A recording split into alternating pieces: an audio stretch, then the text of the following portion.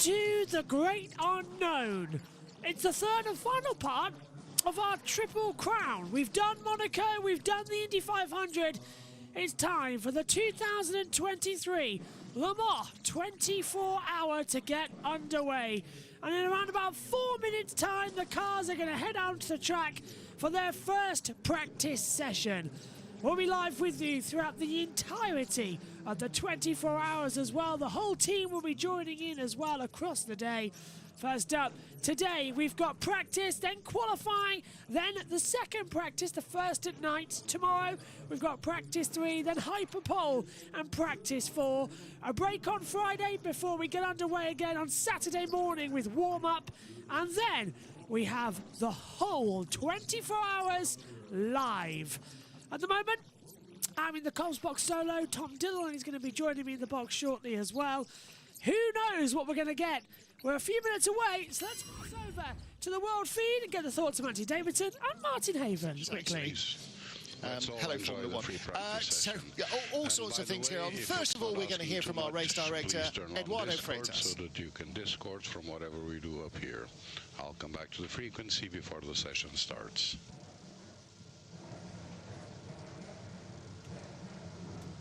Well, we may hear from our race director, Eduardo Freitas. He often comes in to announce the opening of sessions and all sorts of other things. Regular part of our World Endurance Championship. Although the Garage 56 entry, Hendrick Motorsports, one of the most successful teams in US racing, and really excited for the team to be here, excited to see that car here as well. Great, by the way, to see the team principal here for that effort. John Doonan, the IMSA president, and John, it's fair to say, is a heightened degree of excitement about all this.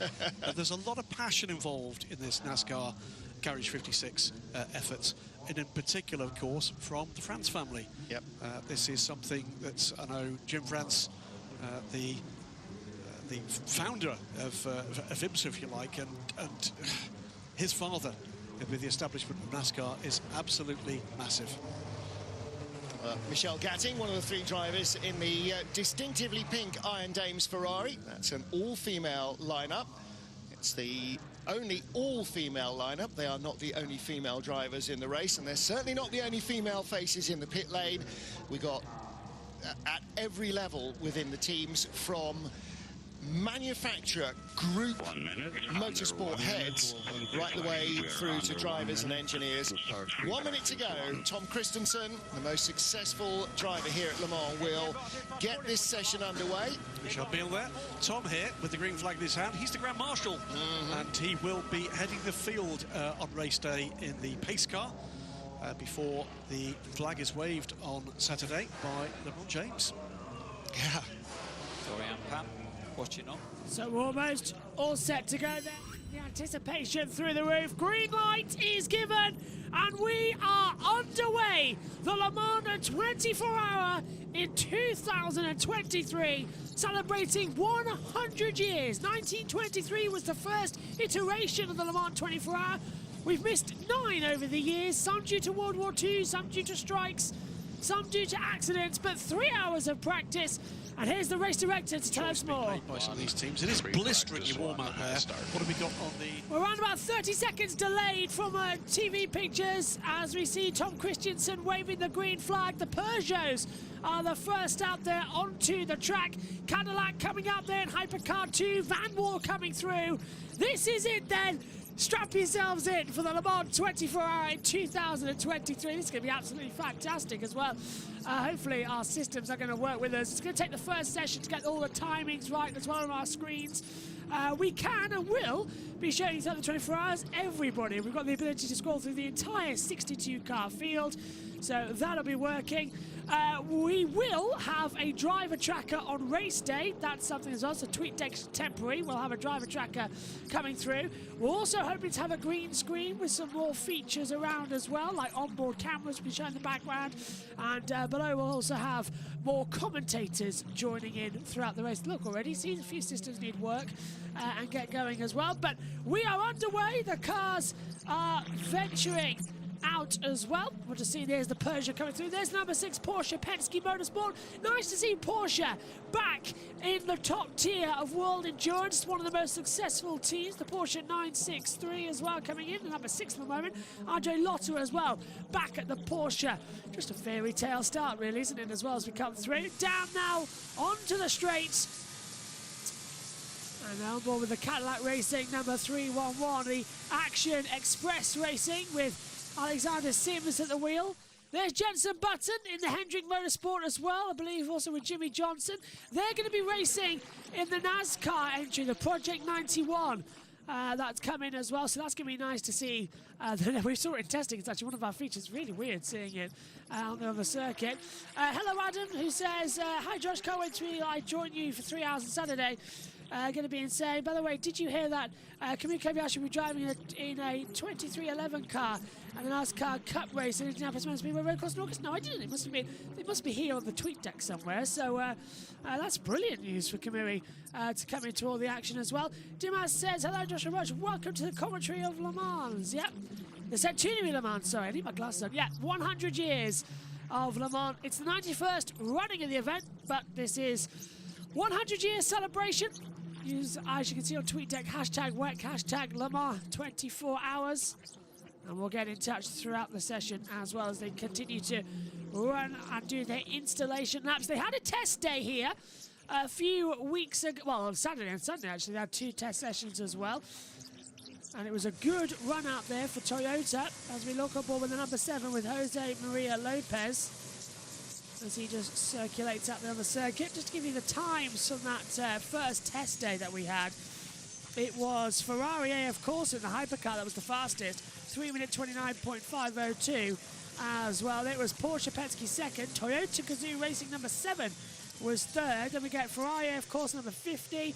The 2 Porsches again then with 75 and 5, 5th and 6th. All the rest actually doing really well in the Peugeot as well. But Hypercar, so many good. The only ones, by the way, that aren't Hypercar hydrogen power is the Van Wall and the Glickenhaus Racing 2 entries as well. So remember that, they haven't got Hypercar on them. You can tell on our screens up here in the commentary box, though, it says Hypercar and Hypercar H.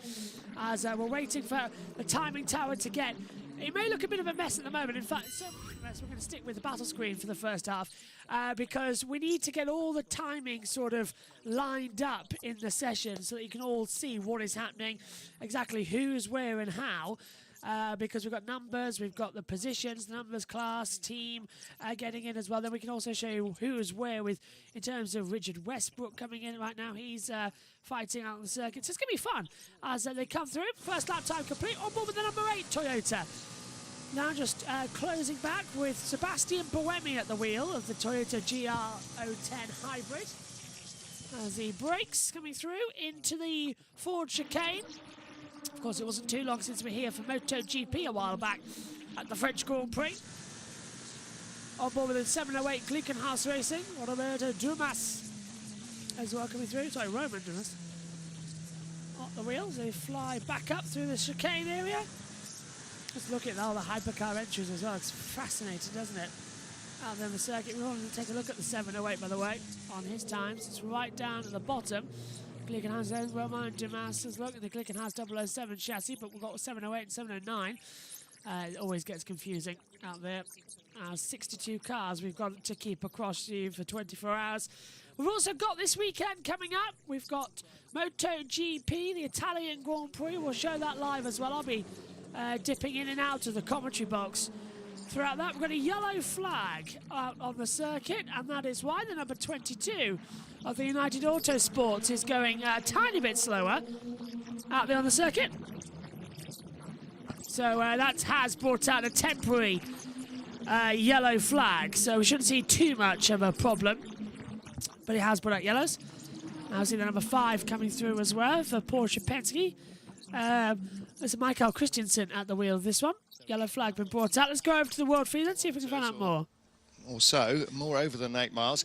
Originally, the Le Mans circuit was 10 miles. Yeah, it's the 22 United Autosports. Going to be the end of their 3-hour test session. Yeah, it's the 22 United Autosports that's just come to a stop on the circuit as well. That's really annoying to happen at the back of the track. Well, we'll keep an eye on the progress for Felipe. He's got it going, not quite up to speed yet, but let's see whether or not that's a drive problem or something else. Feels confident enough to take it. Yes, he's getting back up to speed, isn't he? The problem is, the further you drive on, obviously the further from the pits you are, if anything were to go wrong. Well, actually, no, because the moment you cross past the pit entry, the further you drive, the closer you are to the pits. Well, I mean, because you can't go the wrong way. I mean, in terms of getting the car recovered and back on the truck if you weren't to carry on driving. But so FP1, it's very easy to get hooked into the timing screens and to see who's fastest and get excited about this. It's not a qualifying session. What are these teams going through at this point in this race meeting? We've already had 6 hours of track time for these cars on Sunday, the test day. So at FP1, these top cars here, what kind of work programme are they working through at this stage of the weekend? Well, we know that the track started very dusty. It can either go one way or the other. You turn up here in the test day that you have, and the track can sometimes surprise you and yield quite a lot of grip. And more often than not, I'd say it was like it was just a few days ago, where the track is very dusty. You know, a lot of work has been done here. It's the biggest event, arguably the biggest event we've ever had here at Le Mans. So a lot of infrastructure is in place. And I think that's created a lot of the dust that we had on track just a few days ago for the test. So therefore, it's not very relevant. It's not very relevant conditions through the test day. So you'll stick to your program today, and this track will carry on evolving through this session. So you have to get all of your drivers up to speed as well. Within trying to develop the car's ride qualities, aero balance, trying to get the car a bit easier to drive, kinder on its tyres. You've got to go through all the tyre compounds as well, don't forget, and work as a team, because not one driver can have the luxury of doing all of that. So you're basically fiddling with the car every single step of the way in unison. So you rely a lot on the debriefs in between each session, and it's an ever-evolving thing. So that's what they're focusing on today. So we've got free practice, qualifying, which is qualifying for the grid for anybody who's not in the top 8 lap, but qualifying for Hyperpole for the top 8. Free practice, Hyperpole, and another free practice session. So it's all a bit different here.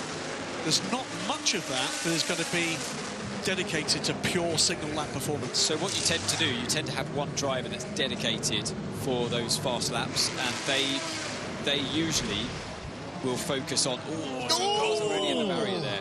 That's Touch so the easily wall. done. That's on the Ferraris. It's a 31 LMP2 who's hit the wall. That's Team WRT with Robin Fry to the wheel, coming out towards the back half of the straight. At Mistral, he's just gone straight onto the wall. And of turn 5 He's okay. exit, you run a bit wide, and lack of concentration as well takes you onto the grass. And that's what I was talking about before. It's like a street track in that area. Yeah. You can very quickly, and that would have definitely damaged his car. Steering will be out.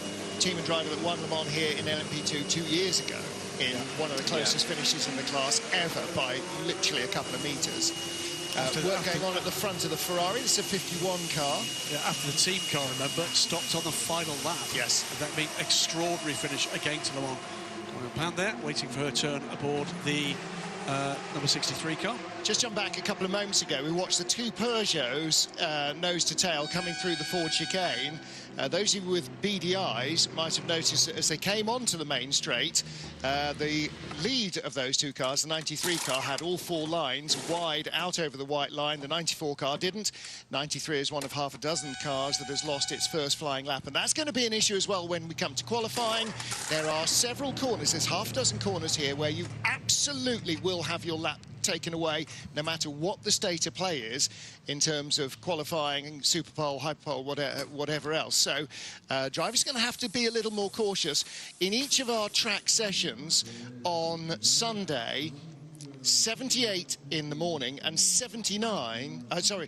88 and 89, 58 and 59 of our 62 cars lost times. Yeah, there you so go. Almost every single car lost at least one lap because of meandering beyond the track limits. What we saw just a few moments ago before this formation drive from both Toyotas pushing on here.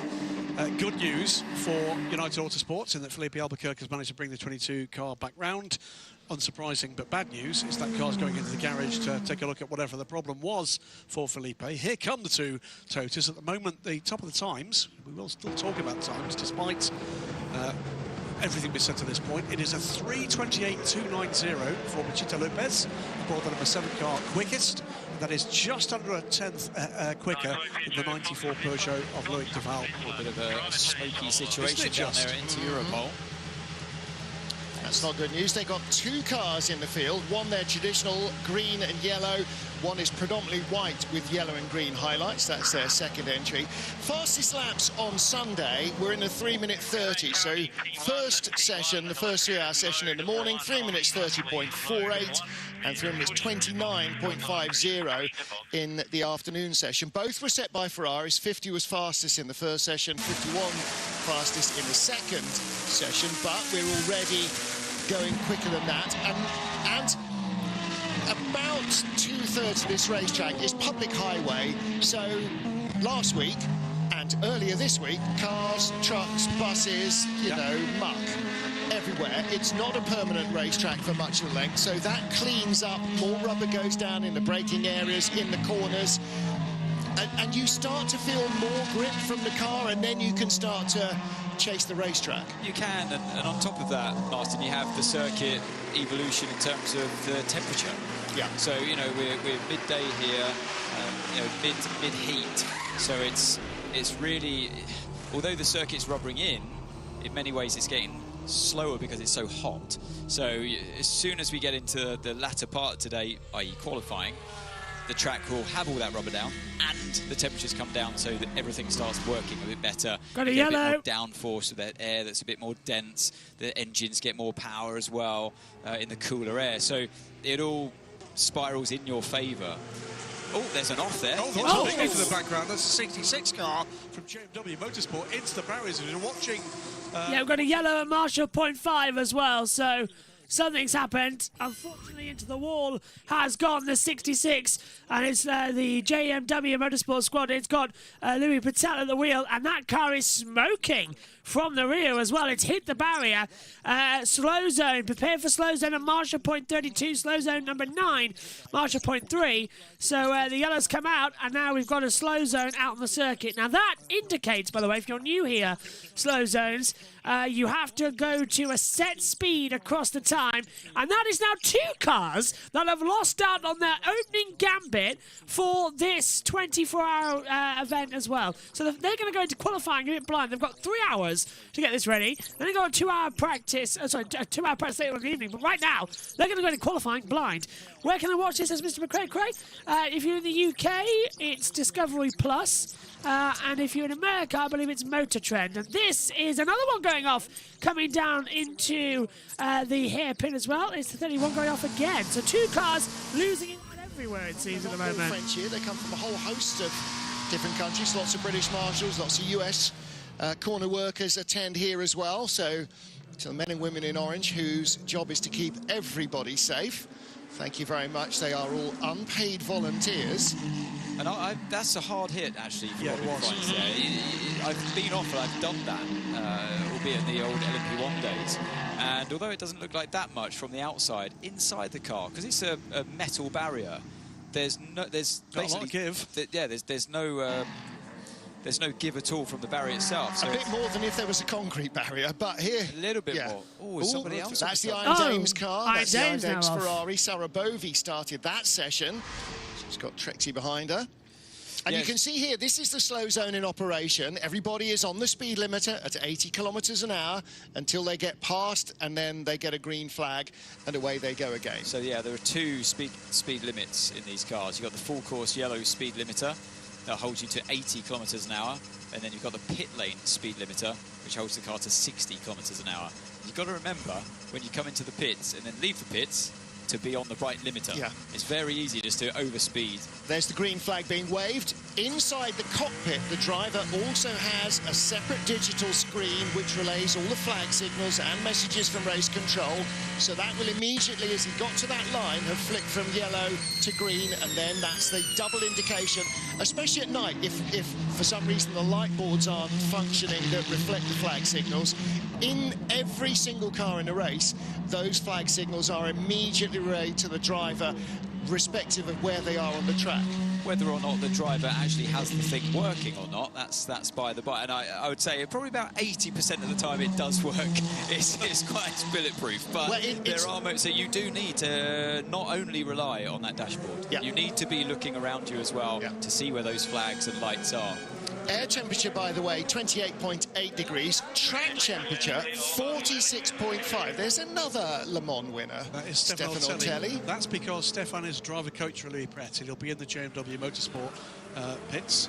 So he'll be just talking there to Dan Walmsley. Yep. Who is another Le Mans winner, by the way. And in his case, with Stracker Racing back in the day in P2, one of the famously awesome wins in a class. That the 66 car is being hoisted away from the point of the incident and behind the barrier here. Now, as we see one slightly battered old warhorse from Le Mans past, we're going to plug in another as joining us for Martin Haver at the moment. Welcome to the Le Mans 24 Hours TV crew, to 2003 Le Mans winner Guy Smith. Guy, great to have you here. Are you soaking up the atmosphere? Well, I'm just trying to get over that intro, to be honest, Graham. It was so disrespectful. I mean, really. I mean, this is going to be just an epic race, isn't it? It's really shaping up to be an absolute classic. And on the 100th year, you know, we couldn't ask for a better prospect to the race. All the manufacturers all coming together for this race. It's going to be a classic. Now, you've had the opportunity. Wait a second. Did you get that, Ant? Yeah, it was just some team radio. We don't know who that was. We'll come back to that. Yeah. I was going to say to you, you came to us a little late this morning because you've been out on track this morning with the Road to Le Mans support race, and just wondering what track conditions are like. It's interesting. I mean, the track's actually not too bad. One of the big things I noticed was at Mulsanne Corner on the exit. They've actually reduced some of the exit on the runoff on the exit, and they brought the gravel a lot further in, so a lot of cars are running wide on the exit of Mulsanne Corner, dipping into the gravel and bringing a lot of gravel and stones onto track. And certainly when I was driving around, I was conscious that, you know, punches could be, you know, introduced. So I think it's something that we're going to have to really keep an eye on. Yeah, get a bit of radio traffic with Robin. Is that the WRT car? Just going to do a break bleed, okay? I'll walk you through, talk you through on the radio. Not sure which we get in that feed, but either way. So many changes since 2003 here? Yes, it's 2003, quite a bit. Obviously, Tete Rouge has opened up quite a bit now. It's quite a bit quicker than it was back then. It's just, as Ant said, it's constantly evolving. They keep tweaking it a little bit for safety, something for safety, which makes the circuit a little bit more open. Porsche curves, karting corner is a little bit more open. The wall was much closer previously. So the cars are going so fast now through Porsche curves. It's really incredible, and I think it's quite just for daunting, safety. isn't it? That blue barrier they have, which came in, was it 2018, 2017? I can't remember when they put that new barrier in for, I still call it new, on the first left of the Porsche curves. It's such close proximity. You dare and run out wide there at all.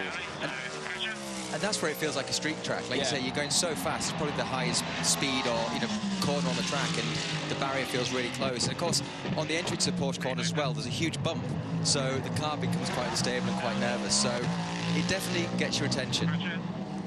You're all hearing, if you can hear what we're hearing, you're hearing how a brake bleed is done. Yes. Up, down, massively helpful. up, down. Yes. It's basically the lead mechanic, front-end mechanic, will be telling the driver to push the brake pedal down and then to release that pressure while they're trying to chase the air out of the system. The other quick thing, you are going around a course in United Autosports DGA. You're also going to be lapping this track on race morning in, I think we could call it an old girlfriend. Is that correct? Is that fair? I think that's very fair. I think, yeah, I'm really excited. Obviously, the opportunity to drive the Bentley again, 20 years since I last drove it at Le Mans.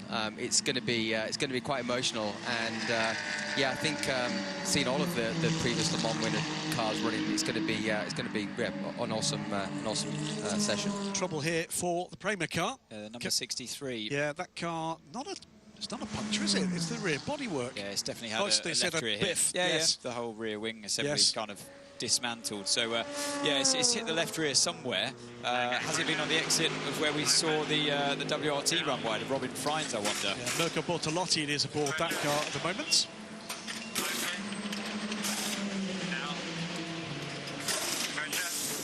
Bortolotti drove a pretty solid race in Spa. He had great speed, put up a good fight.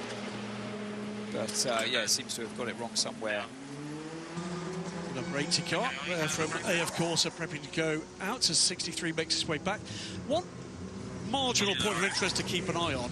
The 80 car, Francois Perraudot, with Ben Barnicoat, and we'll talk about Ben in a moment, because amongst other things in life, you actually manage Ben, don't you? I do. Okay.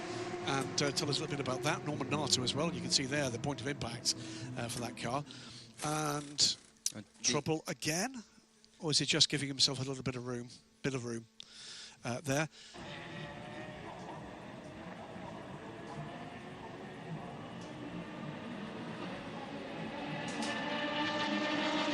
22 car back fully up to speed with whatever that problem was for Philippe Albuquerque, now thankfully history. Still, by the way, the number 7 Toyota quickest in the field at the moment. It's still a 3:28.290, the quickest in the class, ahead of the number 94 Peugeot, currently on pit lane. Then the second Peugeot, the 93, that car just about a quarter of a second off the Toyota's current best lap. And then there's a larger gap, something like 1.9 seconds back to the second Toyota. So Toyota, Peugeot, Peugeot, Toyota, then 2 of the Cadillacs, the first of the Glickenhauses, all 3 of the Porsche Penske Motorsport cars, and then the first of the, I was about to say the first of the Ferraris. The Ferrari, though, has just leaped up to 5th quickest. So time's beginning to come at this stage in the session. Feels, as we walk out, Guy, blisteringly hot out there. How hot is it aboard your little prototype?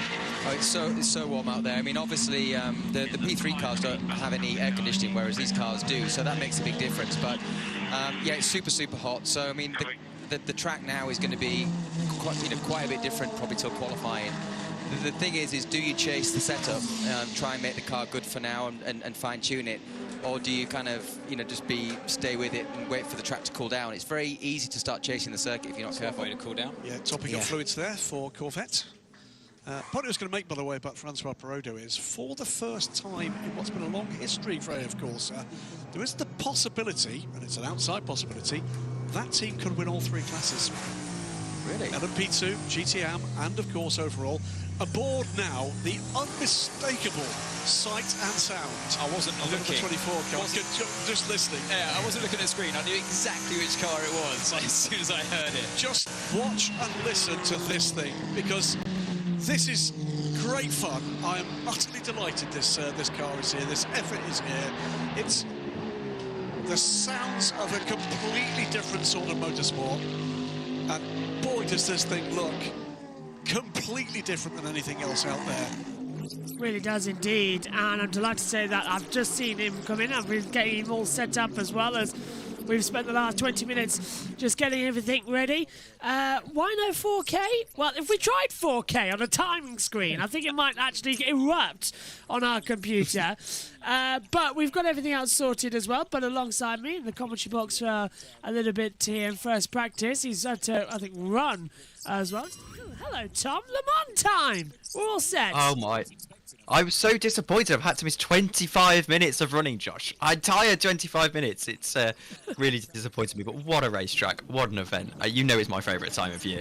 And I'm like a little child on Christmas. I'm running around in excitement. I barely slept last night.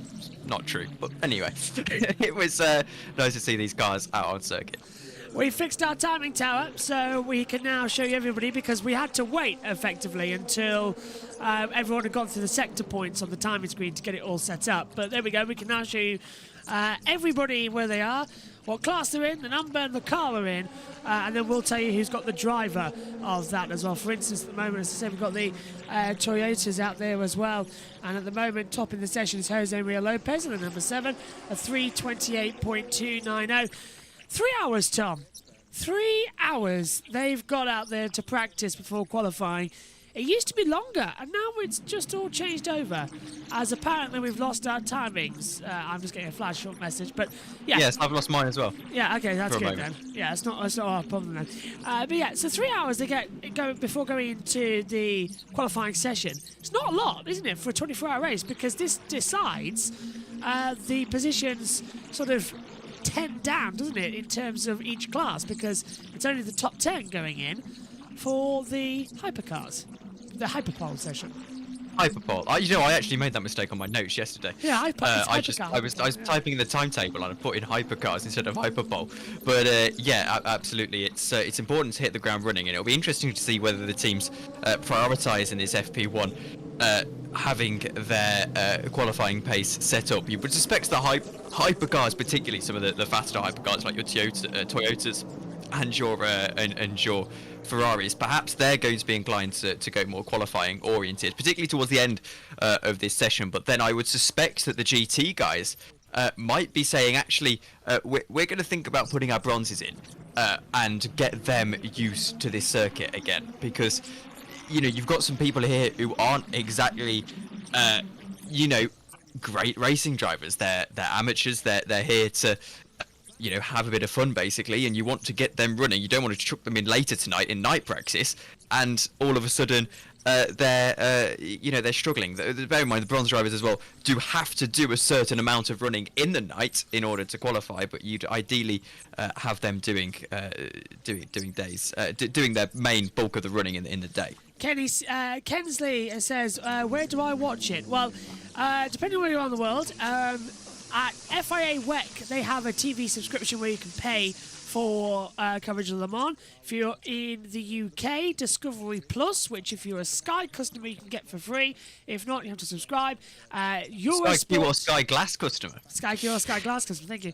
Eurosport have the coverage, so that's why it's on Discovery Plus, but it's also then on elsewhere. This first practice session, however, is exclusive to Discovery Plus users as well, which luckily, because I have Sky and Tom, you do, we've got access and we can actually see the TV pictures up in the commentary box as well. But yeah, and then I think it's on Radio Le Mans. World Endurance WEC app has got it. ACO has got it, which is the official trackside stuff. And we're going to be, and us, of course, we're here. I think we've established ourselves after, last year doing it all live. We've got an option to do it. But we will be live for the whole 24-hour race as well. I'll be doing 23 of the 24 because I've got to dip out for 1 hour in the afternoon to do the MotoGP Grand Prix of Italy. But yeah, I think I could do with that hour's break. But it's going to be fun. Literally, the wall in this commentary box is full of notes. I've got 7 pages of times for the whole week, so I know exactly where we're going to be. I've got 4 pages of a spotter's guide, and then I've got literally like track maps, information stuck up, test day results, everything. That's going to get dated. And then on the iPad, I've got Radio Le Mans. On the laptop, Tom, I've got your own notes that you've given us. My notes? Yes. Oh, wow. Yeah, I've got your I notes. enjoyed making them last night. It was Le Mans fever. I was enjoying it. I tried to make it a little bit more, because obviously we've got a few commentators, for those who don't know, who are quite new to the channel, so and new to other forms of motorsport. I know we've got a lot of F1 league race sort of type of people who are keen to learn, and oh dear, A little bit of smoke there. And there was, I think someone locked up out of Tetra Rouge, not out of Tetra Rouge, but had a little slide or something. But yeah, a few of the commentators who are just interested in learning about the series and covering it on here, and as to not gatekeep the sport, I went through and prepared some beginner-oriented notes. I mean, to be honest with you, they're just my notes, but they basically just give the guys the information about the various stuff that they need to know. It's really weird this year, isn't it? Because we haven't got 4 classes. We've only got 3. We've got Hypercar, LMP2, and then we've got LMGT AM as well, the amateur class of the GTs now. No longer got the pro class, because everyone's now in the amateur, which you've got, 1 pro driver, 2 amateurs, or is it 2 pro, 1 amateur now? Well, how's that working this year? I think it's 2 amateurs, 1 pro. Yeah, that's what I thought. If I'm not mistaken, I know it pretty much boils down to, and it has done throughout the course of the year actually, who's got the better AM driver in the bronzes for the GTEs. I mean, if you look at someone like Ben Keating, who is virtually on the pace of his pro counterparts, it's I say virtually on the pace. Him and Sarah Bovey as well. They're both very fast. So that's why you've got the 33 and the 85 very much at the top in the championship, because they're the ones that are there and thereabouts. But well, you know, as well, you've got all of the exciting prospects throughout the rest of the GTE field that I think is going to be exciting. I'm excited for a little bit of a scrap between Keating, Bovey, and you know that sort of like, and then see if Ferrari can get involved as well. That's going to be very interesting. I'm so looking forward to it. We've got 24 hours to tell the story as well, and every single second there is always something different to talk about. It's going to be insane, and there's a lot of coffee on standby. There's a lot of commentators on standby as well. It's going to be a fun 24 hours. As sort of, we had it with IndyCar a little bit, but this is the one where everybody comes together in the motorsport world as well. Even on Eurosport's coverage this year, we've got Alex Brundle coming in as well from Formula One. So I'm also surprised. Lee Diffie, yeah, that's it. Lee Diffie's coming over because Eurosport and Discovery are now rebranded to TNT Sports, which is Motor Trend over in America. So that shifts it over as well. And my personal favourite I'm looking forward to as well, Ben Constantiouris as well. He's a controversial chap, but he's back on the Eurosport wavelength as well. And for those of you who don't know, Ben Constantiouris and his partner met at Eurosport, and they both got fired for having a relationship. But literally, it was the most horrible thing because the director was very, very, very against him and nearly destroyed his career. So for Ben to come back and cover this at Eurosport as well, I think is a great, great thing to hear him back on. He's a controversial chap, is Ben, but he's a damn fine, good commentator like his dad, Bob Constantiouris, as well. Probably having a little spit in the breakfast buffet while he walks past just to get his own bag, or something like that. But yeah, it's a stacked team. I'm disappointed Alex Brundle's not in the 34 this year. That news passed me by, unfortunately. I don't know why that is, but I thought he was on a multi-year contract with Inter Europol. So yeah, it's a shame, but at least he's around Le Mans. And Dan started to have him in the commentary box. Here's your information for your tyre graphics, by the way. White is the soft, yellow is the medium, red is the hard. So basically, just think of Formula One, then just change it around. And then blue is the wet tyre as well. So red is hard across them all because we've got Michelin and Goodyear as the tyre suppliers. So there is a tyre war going on compared to everything as well. But we've got Hypercars, LMP2s, GT cars out there. There's 3 separate races that we've got to focus on. And Hypercar this year is just amazing. There's a yellow flag out with our timing screens once again having a few issues as they come through. But Hypercar is back, I think. We've had years and years of Toyota domination and having to look to an LMP2 and GT battle to see who's going to take it. But this year, Ferrari have looked quick when they haven't been putting it in the wall at Spa. We've got information coming in from Peugeot now. They're back up to speed. Whether or not they can actually win, we don't know. Cadillac seems to be good. Porsche are back as well. And I think, Tom, the big one is definitely Porsche. The Kings of Le Mans returning in Hyperclass for the first time to take it on. That's going to be fantastic, isn't it? And Alpine.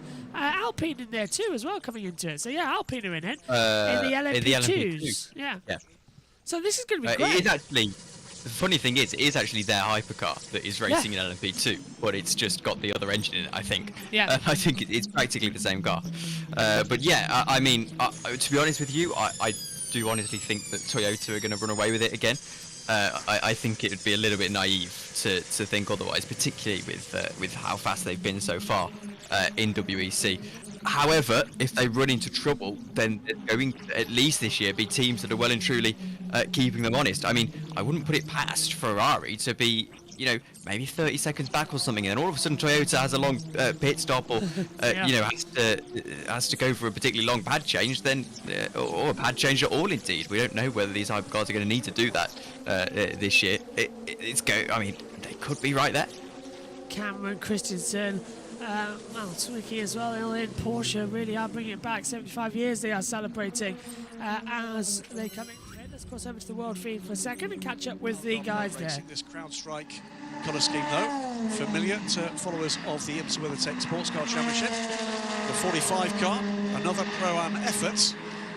Lots of special paint schemes, a lot of special helmets. Yes. It's too, great. It's well. great. Yeah, we'll be seeing a couple more before the start of action. Stunningly beautiful helmets. So Alex Lynn carrying the colours of Derek Bell, and there's a fantastic story behind that. Tegan there from TF Sport, their team coordinator. Notice, by the way, Romain Dumas carrying a new helmet. Instead of his signature silver helmet, the base colour is Glickenhaus blue. And by the way... Yeah, just try to have a look at our timing situation. It's not actually working at all, is it, Tom? So that is working fantastically well, that we haven't got any live timing at the moment. Let's look at the LMP2s with the Jolter squad at the top of the 28. When aren't Jolter racing as well? They've been so unlucky in the 28 squad, haven't they, in the past couple of years? When we think they're going to win Le Mans, they always have a problem in the last 2 hours or so and prevent them from getting any further. So, yeah, fingers crossed. Yeah, well, and Davidson in 21, was it? Yeah. Put it in the gravel trap. That was disappointing. They had a real chance of winning it there. And Davidson, of course, never actually winning Le Mans in the end, which was probably the biggest regret of his career. Obviously, ended up being a world champion. That was another thing actually I wanted to bring up at some point in this weekend, because there was a little bit of confusion. I know the WEC TV guys keep referring to the GTEs as because Lilo Widot won in Spa, and she was the first woman to have a world championship victory. To my knowledge, GTE is not a world championship. Neither is LMP2. It is only Hypercar at the moment. GTE Pro used to be a world championship because it was the World Endurance. Peugeot is yellow flag at the end of the pit lane. Yeah, and it's the 93 Peugeot with Paul de Resta, Jensen and Jean-Eric Verne as well in the position as well. And I'm just having a look. It is Michael Jensen in that Peugeot that is stuck out on the exit. It's past the line, so the teams can't go and recover the cars while the marshal's there, because it has gone. It's registering as on track according to our timing monitors.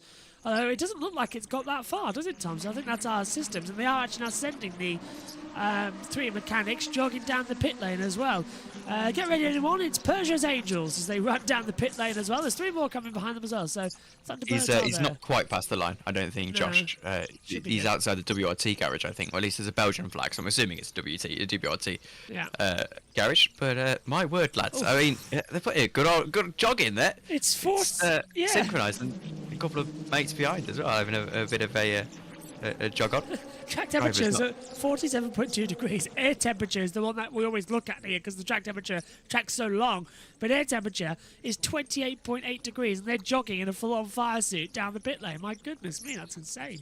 It's like a scene out of Chariots of Fire or something. I mean, it's incredible, like stormtroopers running. Yeah, well, I would say that. I would say that they were there to grab the devil himself, Paul de Resta, but he's not actually in the car at the moment. It's Michael Jensen who's not getting pushed back. Actually, it could have changed for all we know, because our timing tower's been stuck for the past 20 minutes or so because they haven't had it. As it is Michael Jensen. Yeah, it's. Thankfully, the app is working. So, well, not the app. Sorry, the website's working. Just timing 71 having an issue pulling the data out of it, which hopefully doesn't persist throughout the course of the weekend. I'll have to redo my graphics if that's the case. That's the last thing we need as well from timing 71. As the 94 Peugeot with Nico Muller is going out there. No rear wing on that Peugeot, and every time I look at it, I think it's gone in the wall, and I'm expecting Nick Homewood to call a code 80 for it, but it does look a bit weird, doesn't it? It does every single time I look at it. It's like that's wrong. It's a wrong-looking car. It is, and they're having a lot of trouble, aren't they? Because basically the bumps is meaning that they can't produce consistent downforce. There is the Peugeot. That's what happened to the other Peugeot, actually, all over on the grass. That was Michael Jensen, if I'm not mistaken, and. I say grass. I keep saying grass rather than gravel. It's gravel that he went over, but he's into the pits now. Yeah, and just having a quick look as well. Kensley says, curious to see how Peugeot is going to do in Hypercar. Well, one's good to the gravel and had to come back into the pit lane. The other stopped in the pit lane, so not well. Their start in the opening 40 minutes of this first practice session for the 24 Hours of Le Mans. As more yellow flags now in the pit lane. We've got like fruit flies in the commentary box, and it's really annoying me. As well, that is just flying right in my eye line. And we don't use lit mics, we use headsets as well. We have got a lit mic as well. That might protect yourself from getting flies in your mouth. I used a handheld mic the other day. We were at Milton Keynes on Saturday, Ed's stomping ground of a circuit. Oh yeah. I was alongside Yusuf, who is a friend of Ed and someone we've done GPVWC with. It's quite funny actually. He was there as the circuit commentator, and I was there as the commentator for the series, and we were on the PA and YouTube simultaneously. It was quite nice. I quite liked it. I had a headset on. What channel was that? What was it? Karting television? No, Elite karting series. It's not live, unfortunately. We have issues setting up a live production, so we basically have to do the commentary there, and then put it in afterwards. So it's like as live, essentially, if you know what I mean. Well, I hate to plug it, but if you want to go over to the Elite Karting Series YouTube channel, we put in all of our stuff out on there, and the series is a little bit oversubscribed. But if you want to go and race there as well, you can. It's not free to do, but it's stuff. They're not paying me, by the way, so I'm affiliated, but yeah. The official app is now broken as well, by the way. Oh dear. And apparently, I've just looked on Haggerty Radio Le Mans as well, their studio vision, which is something that we always have open because we hear from them throughout the broadcast as well, especially when not one of us needs a break. They've just refreshed Timing 71, and it's now saying not working.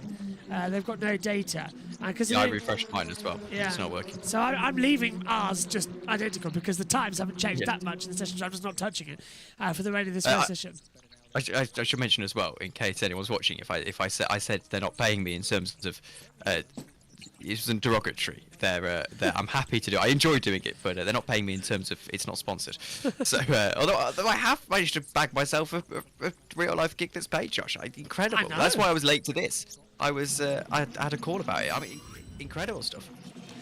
No worries at all. I need to sit down because otherwise I'm going to be stood up for like 2.5 hours. And that's not good after yesterday was leg day. So, not great. Yeah. Yeah, my leg day was Monday, unfortunately. It's weird. Do you know, I don't know why I get tortured and not allow it to happen. It was even my idea, because I've been in the commentary box for so long today.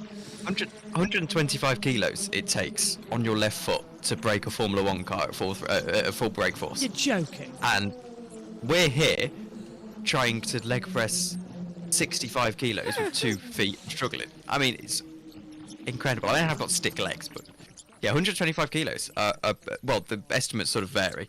I don't fully believe it myself, because all of the articles are quite vague, and they say, you break down, and the G-force going forward helps you. I think it's probably a little bit less, I would suggest. I think there's probably a case of the drivers get used to it as well. I don't think it's as dramatic as people think. Yeah, it's very interesting. And obviously, because Formula 1 cars aren't allowed any sort of brake assist, there's not even allowed to be hydraulics. It's got to be literally you are pressing down, and that is what is causing the car to stop. That's all you've got as well, isn't it? Just to sort of hit the brakes, and fingers crossed you don't have a massive accident, which is another thing that we've seen before with brake failures at Le Mans. Most recently that happened, I think, was 2022? No, 2019, I'm being told. We had a brake failure down at Tête Rouge as well, so coming in and it hit the wall. But we've had some scary looking accidents here over the past few decades. We have. I also want to recommend, by the way, if everyone's around watching the race, if you want to go and give Ewan A. Wayne, at Ewan A. Wayne on Twitter, a follow. He's covering the race on his Twitter. He's done a fantastic job so far. It's where I no doubt will be... I'm plugging him because I no doubt will be getting my information from there a little bit throughout the course of these commentaries. So go give him a bit of love. He's doing a fantastic job. We'll have to get him up on Twitter as well. I'll send him a message saying, look, we'll put you on our tweet deck we've got. Last brake failure I remember is Fittipaldi in Spa, says GKP Tech. Yeah, that's true, but I was on about Le Mans, specifically a brake failure. But yeah, Fittipaldi did it in Spa, didn't he? Brake failure is my one fear. I mean, even in a Yeah. go-kart, I know it's very rare, but, you know, you're braking down from 60 mile an hour and you think, I really hope this left foot works. I mean, obviously in a go-kart it stops without brakes quite easy compared to a GTE car or a hypercar, but, I mean, still, I mean, I was in you just have to sort of shove it to the back of your mind and pretend it's not a problem. I was in a BMW yesterday as well, and we had a BMW. It was two BMWs, both in white. One was a coupe, one was a saloon version of each other. So same car, but one was a 2-door, one was a 4-door. And it was really terrifying because the 4-door worked perfectly. The 2-door, however, the brakes were rusted. They'd let the handbrake on for ages. And it was terrifying when you came to press the brake pedal because it just wouldn't stop. It was not stopping. The Audi we went in as well afterwards, which was a one from 2007. Beautiful car, burgundy coloured, grey interior, really, really nice. That was okay, but its two brakes were a little bit worn. So yeah, it is terrifying. Moral of the story is, if you're leaving your car for a very, very, very long time, do not leave it with the handbrake on because they seize up. Put it in first gear and it won't go anywhere because it's got to push on the clutch to go. And yeah, well, looking back at Le Mans, let's have a look at our timing screens. Assuming that they're now working on the website, I think it looks like they're working. 9 laps, that's about right for the Toyota. So in Hypercar, I suspect there'll be quite a lot of focus on Hypercar this weekend because, unfortunately, with the more competitive top class, it's sort of taken the limelight out from LMP, or taking LMP2 out of the limelight and things like that. We have got a yellow flag on the circuit. That is... Okay, we're 30 seconds ahead on the timing screens. That's lovely. I forgot that we're on Discovery Plus, aren't we? But she's technically a streaming service, so it's not a 7-second delay. Yeah, which is really annoying. We're 30 seconds back from our TV pictures up here in the box, which... Oh, and that's why! Spinning off and into the wall, it's the 35, and that is the Alpine, which has gone off coming down at Recudamon after the Ford chicanes, and that, with only Caldwell at the wheel, has hit the wall, and I think he could get that going again. There's no reason why he shouldn't, because the suspension shouldn't be that damaged, Tom. He took a light tap to the tyres. Slow zone, I think, might be quite... Yeah, it's quite a hefty hit. He'll definitely need to get help out of the barrier. Remember, you don't want to... If that was the race, absolutely, you're going to try and get out of there on your own steam, if at all possible. But at the end of the day, you've got to... Oh, it's a big hit. That will damage the suspension quite badly, I would suspect. On board, Kensley Annan says body damage. I would be surprised if not. He's got into the tyre barrier. The tyre's obviously absorbed quite a bit of it. But if there's not some damage to that Alpine, I'd be very, very surprised. He's gone on the other circuit. side. Yeah, he's now into Recudamon chicane as well after the force, and he's just sort of stopped on the exit there before the pit entry. He's trying to reset the car. So that is, I believe, yellow flag, local, no slow zone at the moment. Yeah, it hasn't done. Oh, he's doing a complete reset of the car, so the lights have come back and on.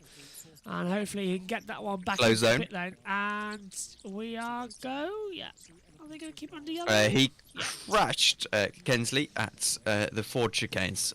Basically, the Max Verstappen in the virtual Le Mans a couple of years ago. So there you go. New Le Mans game, Josh, on its way. It's taken us half an hour to mention it. Finally, we've been waiting for I don't know if you've seen it. Yeah, Le Mans Ultimate. It looks like R-Factor 2, but this is where it's weird, because I know a lot of people were saying, oh, well, it's just R-Factor 2, but, you know, with less content and more expensive. And I have to say, well, actually, no. It's going to be, hopefully, a polished version of R-Factor 2 with the full WEC license. That should be happy. Hello, by the way, Matthew, who's watching whilst sitting on court. Philippe is that... Wow. Whoops. Sitting on Court Felipe Chartier, watching Igor Ciric and Coco Goff. Wonderful. Well, hello to everyone in France. We're trying our best. Warning flag for cars 98. Driver Ribas and driver 5, Christensen, for abusing track limits, which has come through as well. Our race control messages up here in the commentary box. That we've got hold of, and fingers crossed. Oh, and that's a replay, sorry. I've reacted to my own replays. Now, you will be able to see our timings race control chat. Fingers crossed, coming through normally, because we're going to have our driver tracker in operation, and then we're going to have our race control messages just below that come Sunday. Sorry, Saturday and Sunday. But at the moment, we have no... Oh, there's a second one in the wall. That is the... Oh, that's the Corvette racing from earlier on. That's Ferrari in the wall. Okay, so Yes. yellow at marshal point 2. And yellow marshal points 1 and 2. So someone's gone off at the first corner, which has now been brought out once again. As well. Hey, our timing screens are back. Hey! Way! Finally, so... Hello as well. Full course Sorry, yellow. Josh, hello as well to Old Fart Racing. Oh, it's a 34. Stops at the end of the pit lane. It's, yeah. We're going full course yellow. Moment, but, hello. Oh. 3, 2, 1, and full course yellow is initiated. So what's going on here? Pit lane, prepare full course yellow at 14:51:30. At 14:51:30, we're going full course yellow in 20 seconds. Full course yellow's out. So the yeah, go on. The Aston Martin has forced an LMP2 to cut across the curve. That was a separate incident to what happens to the 34, who has now managed to get a little bit of power and is reversing back down the pit lane. There is a slight... Oh, Tom? Yeah, we can hear you, Tom. Okay, we're having a few There issues. you go. He had... Yeah, he had a full course... well, he had smoke coming out the back of his car, which is a bit of a problem. Also... Okay, well... addition to this WEC stream on my second screen. Hello. Hello. We're having a few issues with internet at the moment as well, with the systems rebooting themselves. So as you can see, full course yellow is in effect. That's what the flashing yellow is. We'll have a graphic for that later, because, like, for instance, when we go safety car, it'll say safety car like that flashing. When we go to a slow zone, it'll say slow zone with the yellow flashing as well. And as I said, safety car, safety car. But right now we are under a full course yellow, which requires a little bit more than a FCY to come through on the boards. So FCY, full course yellow, is out there, and the car's now just circulating again. I think, Tom, Hypercar still with Jose Maria Lopez in control as things currently stand. Let's go over to 28.9. Sorry, 28.2 as well for him. Off, yeah. Okay. Well, I'll see you guys in a minute. No. We're still broadcasting. It's just that we keep losing you. It's you. We keep losing you. Oh, right. Okay. Right. Oh, okay. It looks all good on my end. Are we okay now? Yeah, we're fine. Yeah. It just needs a kick up the backside to get it working again. Yeah. Well, I'll give it a kick up the backside from here. Yeah. I'll finally read out your comment, Old Fart Racing. Great name, by the way. Hey guys, great stuff. Great addition to the WEC stream on my second screen. Keep it up. Thank you very much for watching. It's wonderful when people sync the pictures. It really is. There you go. It took me 8 attempts, but I finally managed to read out your message. I agree as well. That's what we're here for. Alternative coverage, radio coverage. And unlike with things like AOC and that with Radio Le Mans, we've actually got the ability to show you timing screens, which is what we really want to do, and bring you as much information as we possibly can to motorsport fans who, like us, absolutely love this event.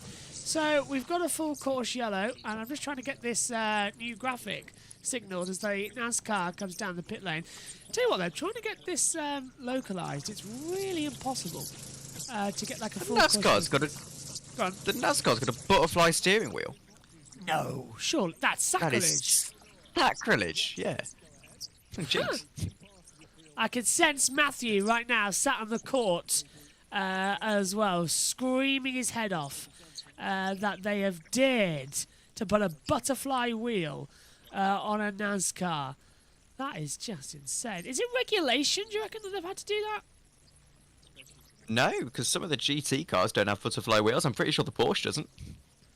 Again, Matthew, breathe. Remember where you are. Oh, carry on. Full course yellow then is in effect. There we go. There's our FCY for full course. Oops, as I'm falling in my own chair trying to sit back down. Race director. A 72 car as we go back to green as well. It's another evocative colour scheme. 2, 1. Full course yellow removed. Full course yellow removed. Thank you. Away we go back. We're back to green flag running. Not that that does anything. There we go. Green flag is out then. We're coming to the end of the first of 2 hours in this practice session. Oh, and a 5-minute stop-go penalty for car 39, abusing track limits, has just flashed up on our timing screen as well. How exciting that is to come forward. I'm not a fan of that. No. Not in practice. I think you've got to, you've just got to delete the lap. I don't see why you'd penalise that in practice, Josh. I know what you're thinking. I know it's a bit. It's not just daft. It's confusing to everybody as to why you would do that. As I've just been asked to see that penalty, so there you go. With the information on our decks, you get a 5-minute stop-go penalty for. In a practice session, you're right. In the race, yes. In a practice, yes, no. Absolutely. It's daft. Absolutely daft. Fingers crossed that might be something of the past coming soon as well, with relics going. As tell you what, this is insane trying to get all this sorted. What's rule 1 is never ever ever try and do live editing on graphics. But unfortunately, there are times in life, everybody, when there's literally no choice, because this WEC coverage didn't become available until 10 minutes before the start of the session. Team manager of car 24 is to report to the race director immediately. So that is, looking at the top of my head, the 24. There he is, there's the race director, there's the Rudder Freitas. The man who almost killed Pierre Gasly last year. The 24, I can't see, Tom. Do you know who it is at the top of your head? Because I can't get my driver tracker working. Well, like a muppet, I did not have the timing screen on me. So off the top of my head, not too sure. 24 is if I'm just scraping through this monitor now. 24 is the Hendrick Motorsports. That's the NASCAR. Oh, of course it is, because I was looking for Project 91. Car so 22. What is there? Probably Jensen Button's been speeding in the pit lane again. All Formula 1 have asked Jensen, because this is an FIA event, to serve his penalty that he had at where was it? Monaco. Oh, I was about to bring that up and you beat me to it. Yeah, sorry, you've got to serve your pen now, JB. All the rules coming through to do that. Right, there we go.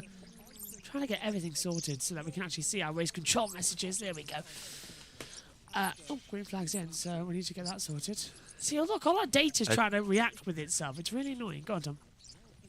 Spotter's guide for those who are around and about is available on the FIA Le Mans website. You just search Le Mans Spotter Guide and it's the first link. When I checked, if you click on some porn link that is posing as the Le Mans Spotter Guide, it's not on me. Use your common sense, but yes, it's on the website. Very useful. Okay. The numbers of the teams, that's for sure. Oh, our data's gone again up here in the comms box. It's having a few senior moments as it's come back now up here in the comms box. Yellow flag at Marshall point 3, which is coming up towards the Dunlop chicane. So someone's had a few moments there. I wish the people running Haggerty Motorsport would just refresh their stream, because they get your driver tracker back working. As this yellow removed at Marshall point 3 now as well from our race control messages. I tell you what though, I need a way to get these race control messages up, because they are better, so much better than what we've got here. As it's the 88 that spun, the Dempsey Proton Racing Porsche 911 as well, with Jungt at the wheel as well. Harry Tignall's in there as our pro driver. I love Dempsey Proton Racing just because it has got Patrick Dempsey in, and I've met Patrick Dempsey. Very nice man. I met him at Silverstone. Super duper man. Hindy's had a haircut. Has it? Oh, he has. Yeah. Down here. Tell you what though, the best smelling man I have ever come across in my life is 100% Patrick Dempsey. His cologne is fantastic. He's just locked the rears. Oh, the you left on a cliffhanger because you cut out. Oh, did I? Oh, for those of you who didn't hear then, I said the best smelling man I've ever come across definitely is Patrick Dempsey. The best cologne I have ever smelled. And he honestly was fantastic. Absolutely fantastic. And a lovely, lovely man to stop and chat for a few minutes as well. I would congratulate him on how well his cars was doing then. True fan of the sport. True fan. Sebastian Bourdais is talking with Chip Ganassi Racing. Two old friends from kart days, of course. Bourdais winning the 2006 title. And we're now on board with Scott Dixon for Cadillac Racing, who just, 2 days ago was racing... Well, yeah, 2 days ago was racing at Detroit. Got thrown up in the air as well by Will Power after he hit the side, so it was a close one. Very good race. Did you see the race this weekend at Detroit, Tom? Yeah, I watched it. It was quite a fun little race, wasn't it? Fun, I suppose. I'm not a huge fan of them replacing Belle Isle for that circuit, but it is what it is. And I enjoyed the race anyway. It was as I said, good fun. Car 80, Norman Nato, lap time deleted for track limits at Marshall Point 4. So that's gone a little bit wide once again. As this action continues, 1 hour 50 to go in this session. Tell you one thing though, I'm looking forward to when we get back onto normal Eurosport later on as well. Although, considering that at the moment they're just taking the world feed on Discovery Plus, does that mean that Alex Jakes isn't commentating until race day? Really bizarre, isn't it?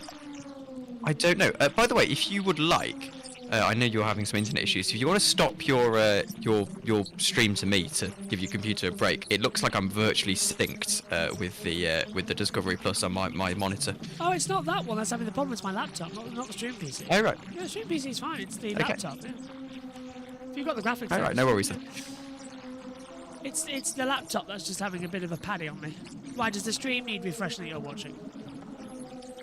Not really. It's a little bit choppy, but I think that's to do with your internet connection. Yeah, the laptop. I need to take a massive hammer to the laptop in between the two sessions. We've got like an hour, haven't we? So I'll get it all sorted. It's not helping that Time in 71 is deciding to have a paddy with constant upgrading issues. The upstream timing source is in a degraded state and may not be returning accurate data. I love how it works every single year up until Le Mans, and then it's always Le Mans that has problems. You remember I said how IndyCar was the worst one to cover? IndyCar's now perfect to cover in terms of data. It's now WEC, the one event we do per year, and it's having a bit of a paddy. Miguel Morello as well, the Ferrari, of course, 34-year-old. Just watching now in the WEC gauge. Haven't yet seen the Ferrari go out there. The AF Corsa. James Collado, I think, was going out on the track. Yes, he was in the number 8. He still is. Yeah. Yeah, he's 51 in the 8th spot at the moment. Again, lap time just a little bit off the Toyotas. I think the general consensus here, amongst myself, is that we're looking at sort of 26s or 25s maybe for lap time going into qualifying. So that would suggest that these cars are right now well and truly on their sort of race running. And of course, remember that they won't have traffic apart from LMP2s to navigate during the actual qualifying session, which I was unable to find specific details on. Slash didn't look particularly hard. I believe it's regular WEC format, apart from Hyperpole, where you've got 30 minutes in it, 15 minutes apiece. Yeah, they've completely changed it, haven't they? A couple of years ago now, we had this Hyperpole format. I think this is like my 10th, something like Le Mans. I've stayed up for 24 hours, maybe 8, I can't remember how many I've done of these. But it's always the torture. Just get a good night's sleep on Friday. It's always the key. Don't put it off. Go to bed early on a Friday, because then you will not regret it come Sunday night. Which is what? You wake up incredibly early anyway to cover MotoGP, so definitely an early night on Friday. It also helps that Friday, in the afternoon, it's the drivers' parade through town here at Le Mans. And then everyone's in bed. Literally, I don't even know. They all have a dinner, and it's all in bed by about 8 p.m. French time. And then everybody just wakes up insanely early to get to the track. The mechanics do a harder work than the drivers, and you won't doubt me on that, because the mechanics are awake for some 50, 55 hours non-stop. It is absolutely insane. And the drivers, they get a sleep in between each break. The mechanics never do. So if you're wondering if this is a test of humanity versus the machine, it's not. It's a test for the mechanics and their own fatigue as well. But we've done. Yeah, go on. You've done it. Go on. Qualifying 45 minutes, so 20. Or at least this is what the WEC website is saying. So I cannot imagine that it's different. I thought it was 15 and 15. No, it's 20 and 15. The GTEs have to have their bronze driver in the car, and then the LMP2s and hypercars get a further 15 minutes to go and set their lap. Stops us having 62 cars out on track at the same time, because that is going to be a nightmare. As for the NASCAR, I don't know. I would suspect it's in with the GTEs in terms of qualifying. Must be, yeah. 24. Although, it can't actually score any points, can it? So it can't even, if it wins, it's not an official win, is it, the Project 91? It's like, is it official? I don't know on that one. I can't remember if it's even official or not. I don't know. Yeah, I don't believe... So, say for instance, it's not likely because it's not on pace, obviously. It's pace of the GTEs. Yeah. It's not classified in any class, so you're not going to win a class. If it was to win overall, I don't know whether it'd get a trophy or not. I don't think it does. I think it is very much just on the circuit. It is not actually racing, if you know what I mean. Here it is. It will be racing, I suspect. My God, it's such a great sight. It's so goofy. It is. To see a NASCAR going around, but I love it. It's great. The thing is, it just looks like a wingless GT from the front, because it's that. Yeah. It's got so much extra stuff onto it that it doesn't actually look that much like a NASCAR, and it doesn't drive like a NASCAR either. By the looks of things, it looks a lot more planted than a NASCAR. So you see them all over the curbs at places like COTA and things like that. I've highlighted on the timing screen. Currently, it is running 47th overall, but it's classified as a GT-AM class, despite having. I think that's timing 71 issue. I think it's got so much more downforce in a race. Oh, and off goes the laptop. You can see how it's taking. It'll be interesting to see when it takes Tetra Rouge. My pictures froze for a moment. I've got them back now. As it comes up to Tetra Rouge here, you look on the left-hand side. It will take this remarkable. They cut away right as I was about to make my point. But yeah, and our Wi-Fi just keeps like going. Yeah, you may have it, and then it's not coming back to you, which is great news. And now I can't even switch away to the emergency screen. Right, while we get our top back, let's go over to the world feed. Different types of cars. Even like I said in Hypercar, you know, you've got all these different kind of cars. They all look quite different. They all produce lap times in different ways. But then you look at the lap times and they're within sort of tenths of a second of each other, which is amazing to see. And that's what makes Le Mans so exciting, is because they're not all the same. They're all very different, and you know, it's going to be interesting to see how the race plays out as to, you know, what plays to their strengths and weaknesses. And the other thing that makes it interesting to me, Guy, is the fact that the rules are written so for you to hit data points, not a box that's a bunch of measurements. Because you get a box that's a bunch of measurements, everybody goes to their computer, and the CAD designs it the same way. For every car, they all look the same. Exactly. Yeah, we really need to get our... I know what's tripping the system now as well. So we can't have the bus mixer and the data screen at the same time, so I need to swap it over from the bus mixer to the iWig, because, do you know, we never had one issue, Tom, on Sunday. Not one issue with losing graphics or anything. And as soon as I plug back in a little USB splitter, all hell breaks loose. So that's going out for the remainder of the weekend. I'm not going to use my iWig as well. I think I'm going to drive down to Grimsby. I don't know how, I don't have a driving license, but drive down to Grimsby and come and fix your setup. It's held together by a piece of string. Yeah, it really is. It's so... It's literally one cable that is causing us all these issues, and it is driving at the wall. Yellow flag is out again. Not that our timing towers are going to bother to show it because of all the issues. So they're coming in. Yeah, the question, Adam says, Garage 6 in the innovation class of its own. And you said, Tom, as well, question is whether it will be classified with an overall win. I don't believe it, but I don't know. I don't think so, because as there is the big boss, Roger Penske, the Penske Motorsport CEO, owner of IndyCar as well, down at Porsche Penske. I suppose it is in a class of its own, isn't it? But it's the innovation. So we saw that with the three-wheeler a couple of years ago in Nissan. It is, by WEC rules, classified in a class of its own. It is the innovation class, the IC number plate. It's the black class on the timing screens. You know, and they're on the number plate and things. But it isn't actually. I think this is the problem that we're raising. Is if it was to miraculously win, does it actually get classed as a win, or is it? I know it's not eligible for points. So would they get the trophy, which would be a bit farcical, really? They're not in a fair competition. I don't think they do, but I'll go and check for you. By the way, Roger Penske looks remarkably good for his age. He's 86, and he looks. I would have put him at. I would honestly. I saw him then. I didn't quite know how old Roger Penske was. I would have put him at 75 easily. We have a slow zone out on the circuit at Marshall Point 20, which is slow zone 6, has been activated. Warning flag for car 8, driver Buemi, for abusing track limits, and several other data screens going wrong, but that is now confirmed with our losing of timing towers. Have we got our timings back, is the question I always like to ask myself by refreshing the stream and sort of doing my fingers crossed as well. Connected says yellow, and I think it just needs constant refreshing, which is really, really annoying. As you can't always refresh it, because right now I've just got a yellow flag out on my screen. So again, trying to break it, yellow flag, but I've got slow zone. It is.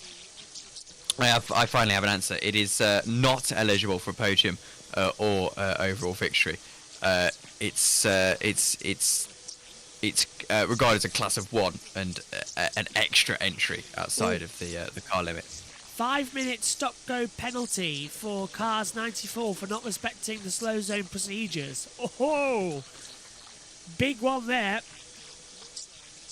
94, of course, is the Peugeot of Nico Muller. It's the second place overall, Peugeot, look. It's coming to the pit lane now. Car 100, Haryanto. Lap time deleted for track limits, as we see our time penalty coming through as well. My God, how big is the race procedures graphics now on our timing screen? That's insane. Now I know why the race control messages have their own battle screen. I'll get one sorted. I'll tell you what, any other series, even Formula 1 testing, it's like we've done an hour and I'll usually be looking at the clock, sort of wishing the time away. You'll probably get this as well, you know, it's not that you're not enjoying it, but you're always sort of watching the lap count, wishing the time away. Not looked at the clock once in this entire hour.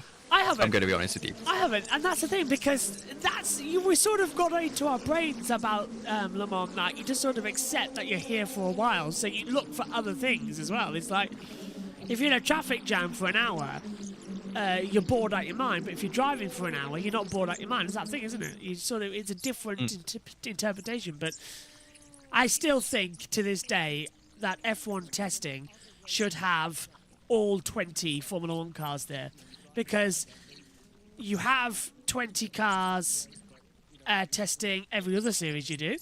Why in Formula 1 is it the only series where you have 1 car per team testing?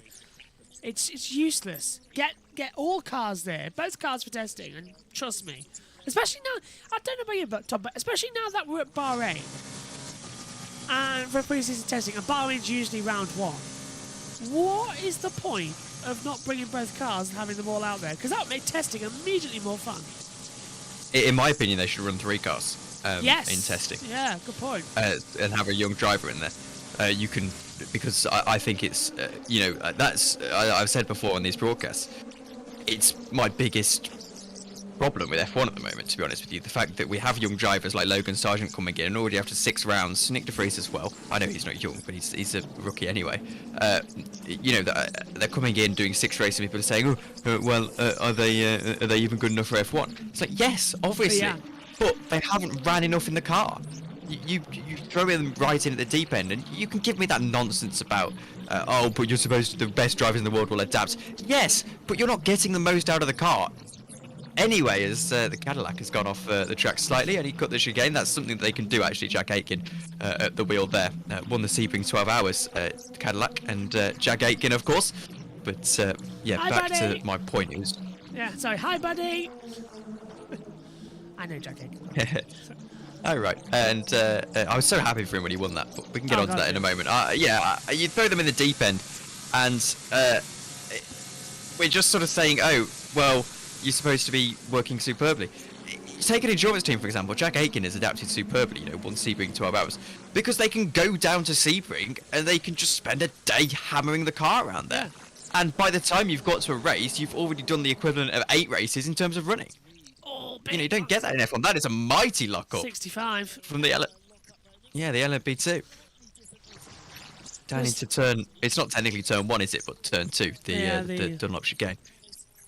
That always got 2 different names. You see the 923, the Turkish team, the Racing Team Turkey, with, I think, one of the best liveries in the entire field with the Turkish flag, and very cleverly using the moon and star to sort of beacon across it with white stripes. It's absolutely fantastic.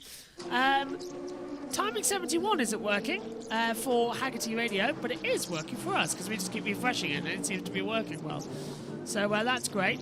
See if we've got any YouTube coming through. Adam says, can't wait to see the nighttime action at Le Mans. Mulsanne straight under the lights, bring it on. Can't wait, it's going to be fantastic. That's coming up, by the way, practice 2. Later on, we'll go from day to night and get our first night running. Remember, everyone's got to complete laps under the night sky. And the good thing about this is that the reason we run Le Mans in June is because we run as close as possible to the longest the longest day and the shortest night of the year. And that is this weekend.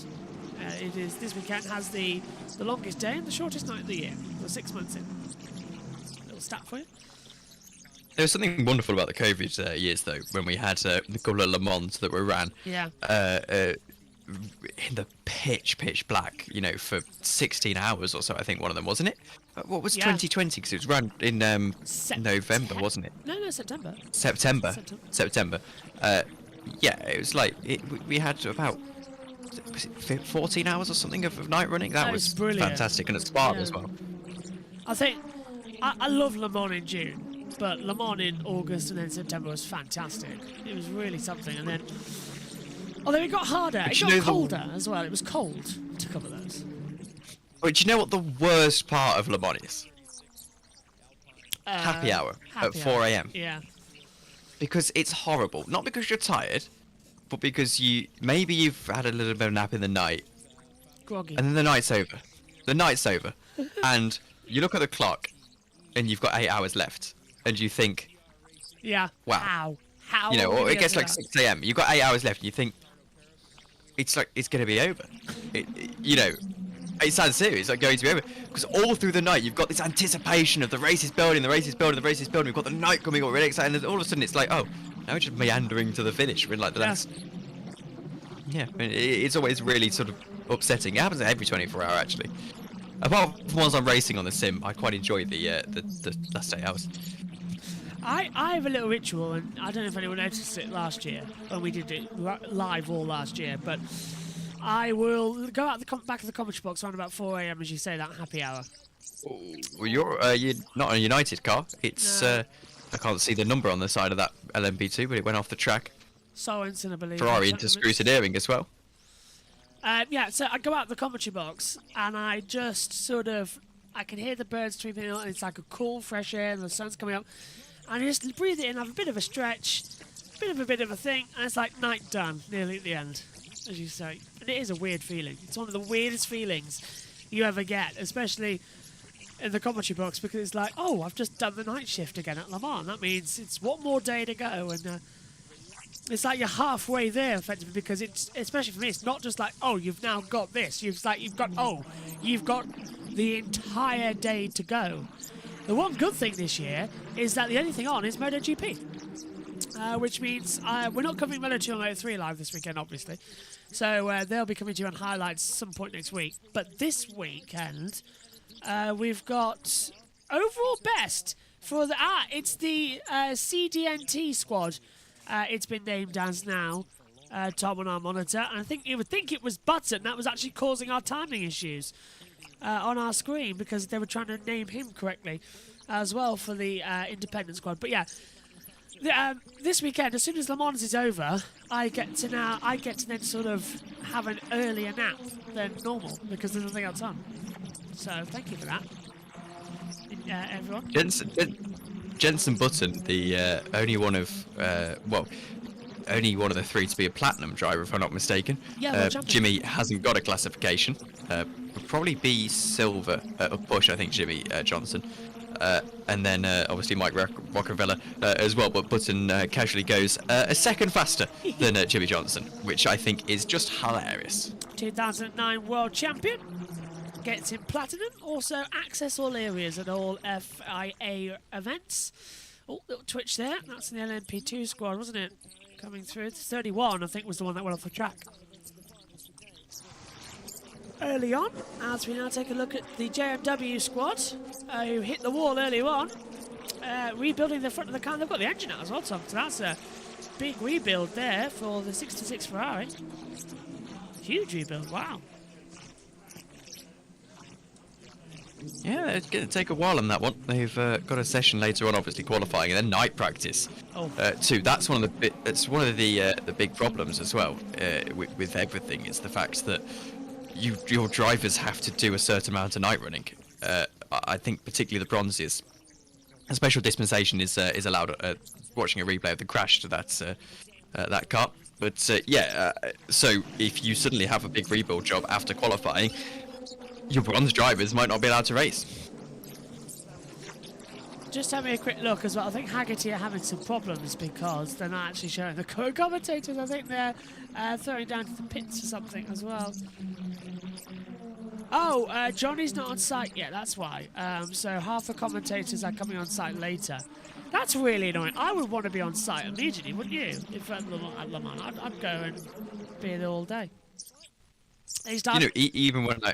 Even when I've done, my real life karting commentaries thing, there was the option of, you don't have to record it live. You can, wait at home and we'll record it afterwards. Like, no, I'll come on site. Yeah. You've got to be on the site because there's something about being able to go talk to the drivers and things that's just so much better. And you learn people much easier, particularly in karting where you haven't got a lot of, people's karts change every single race, so they've got different numbers every single time. There's so much value in being able to go outside, shake a driver's hand, get to know them. Yeah. And, that's nice. I think there's a lot of merit to that. It's probably a bit more disconnected at a big event like Le Mans, but other than that, it's, I think it's very helpful. I mean, I think Radio Le Mans right now do what we do, don't they? That's where I got the idea for Watch Alongs from, what they do. Radio Le Mans, the Studio Vision. I took a heavy inspiration, but adapted it because now we've got TweetDeck, we've got more information. They've currently got half a timing screen that's not working and a ticking clock. We've got the names of everybody out there, timing tower, flags, track temperatures, information screens, everything. So I think we took it a step further, but I would absolutely love, 110% love, as we've now lost our data feed again. I would love to cover Le Mans on site like we do. Because they've got windows, haven't they? They've got a commentary box window. And not a Radio Le Mans, they do it in a site. In a truck, but the actual commentary boxes at Le Mans, they're tiny little things, but they have windows. So I'd love to go, put us in one of those commentary boxes, put one camera facing out, one camera facing in at us, alternate between it, and just be able to swap to loads of different screens and have people in the pit lane. I reckon Le Mans is the one thing we could all do incredibly easily, because all you need is what we have. We could do it on our phones via Discord. Just like now, just put down to people in the pit lane. We could do it. It really annoys me that we never do, because it's too impossible. I was thinking as well. You should have seen my. In fact, I'll send you a picture of it. My commentary box. I don't know if you saw it on Instagram. It's Milton Keynes. We had 4 or 5 monitors, and one had broken in transit. It's not my monitor, thankfully, otherwise I'd be a bit more concerned. Yeah. But it was actually it smashed. Big 4K monitor smashed in transit, so we had half a monitor, so 3.5 monitors. But it was very useful and looks cool as well. It's nice to have a lot of monitors. I only have 2 monitors, obviously, at home, so I have to be very conservative with my screen space. When do I say I've got 6? 1, 2, 3, 4, 5, 6, 7. Actually, I'd take it all to Le Mans next year, if nothing else interferes with it. Next year we'll do. That'd be something. I wonder if that'd be possible. Surely anything's possible. If we say to WEC, we'll come on site, do some commentary. Will you let us? Basically, can we have one of your boxes, please? Well, I somehow don't think Radio Le Mans who get paid to be there would be best pleased. Yeah, they'd probably be a bit angry. Then again, ACO do it as well. The official circuit announcers, if I'm not mistaken. Radio Le Mans is the official circuit announcers. It should be. It usually is. I know Chris McCarthy's doing something there as well. And that's reminded me, actually, what I wanted to do. I wanted to have a look. Hello, everyone. I'm coming a bit closer now to the screen, aren't I? I want to have a look, because usually LeMans.com has got some great exclusive cameras, don't they? That's the history of Radio Le Mans, is that it is the on-circuit announcement. It was the you plug in and you'd listen to the circuit announcements. That was how it came to be. So in the 70s or something, 60s to 70s. So if Radio Le Mans wasn't the circuit announcers, it would be a little bit pointless, because this is why they're there.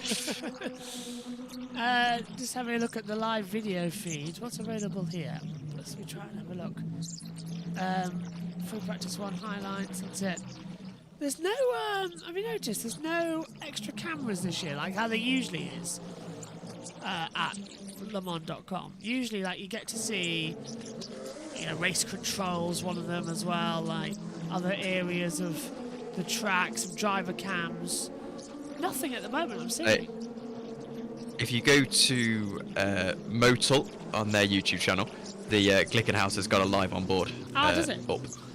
Because I wanted to get the green screen up behind for some of the races for some of the events that we've got on, and get some stuff behind there. Like, as I said, some car images as well, some track webcams or something. And usually, as I said, there's a race control image or something there. And I can't find it. There isn't one this year.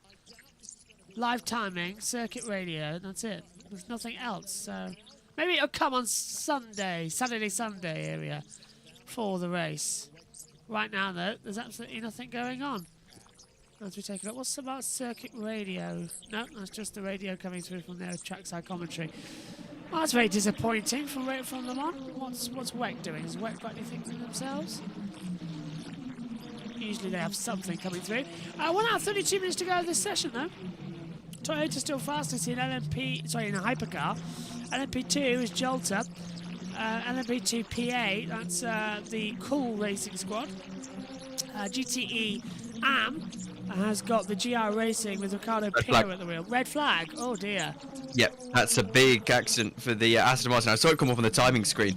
It's the 48 IDEC Sports, the D-Station racing car. I apologise. Oh no! And the Alpine, it's even bigger. Alpine's whacked into it at high speed, and that's definitely a red flag now, but the Alpine's whacked the 77 on driver's door. Huge accident. Red flag's out. Session is stopped. But that is not being able to pay attention to flags from the Alpine. I really hope everyone's okay. Car came in at full. It's the IDEC Sport number 14, we believe. That has taken No, it's not. It's the British Racing Green Aston Martin. I forget the number of that car. I think for 777. I'll check my notes. 777. It is D-Station Racing. Casper Stevenson. At the wheel. I saw the red flag come up on my timing monitor before we saw it on the screen, and then the car has just got into it. Is it the Alpine? The Alpine's a deeper blue than that, I think. Yeah. I don't think it's. It's not the Alpine. It's the United car, I think. It's not the Alpine. I don't know which car's got into it. You'll have to forgive me, viewers. My pictures are good, but they're not obviously.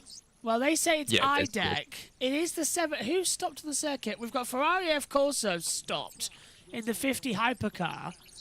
Who else has gone off the circuit? Looking to see who matches the livery. It could be the Towers, 13 car, and I think it might Towers, yeah. It is 13. It's the Towers Motorsport. Stephen Thomas at the wheel. of that one that has come to a stop, and the 777 stopped as well. 2 big hits. Red flag is out then. Session is suspended immediately. And obviously, the immediate things now for the marshals to get out there and make sure everyone on the medical team as well. But that's such a big hit, Tom. I'd be surprised, actually, if the 77, the driver at the 77, isn't concussed. I'm trying to take a look at who that is on our monitor. It's Satisho Hoshino as well. He's coming to it. Big hit, though. It's not. It's in that 777 car. It's Stevenson Cooper. Right. Our timing screens need updating. Here we go. Yeah, my timing screen's still updated. I'm on the WEC website, so basically haven't clicked on timing 71. Yes, Casper Stevenson. Yeah. Stevenson Casper. I apologise. It's the wrong way round on my screen. It's Casper Stevenson. I believe he is a bronze. He's a silver. My apologies. I haven't heard of him before.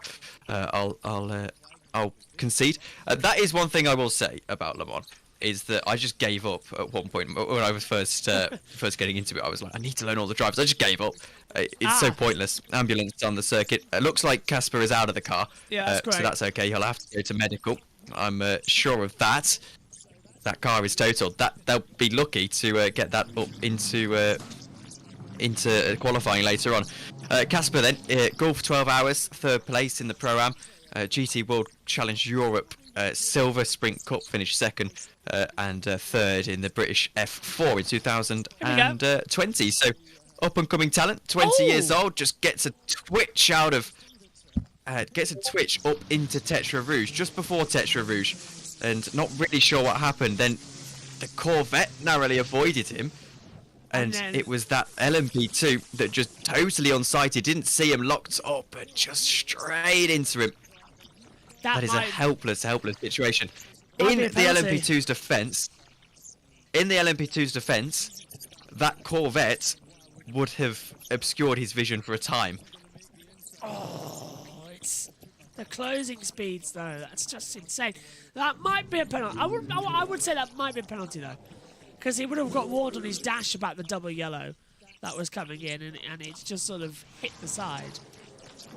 So, red flag. He's definitely going too fast, but also remember in his defence as well, he's seen the double yellow, but he's at a point where you're getting into one of the more quick, fast sections of the circuit. So he's coming out, he's got traffic ahead of him. I mean, there's only so many things he can look at the end of the day.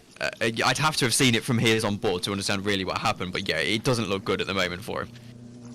So, session is stopped as everyone now comes back into the pit lane. And apparently, Argentine legend Lionel Messi is to... Give us a second, because it's not coming up. Into Miami. Yes, join into Miami when he leaves Paris St.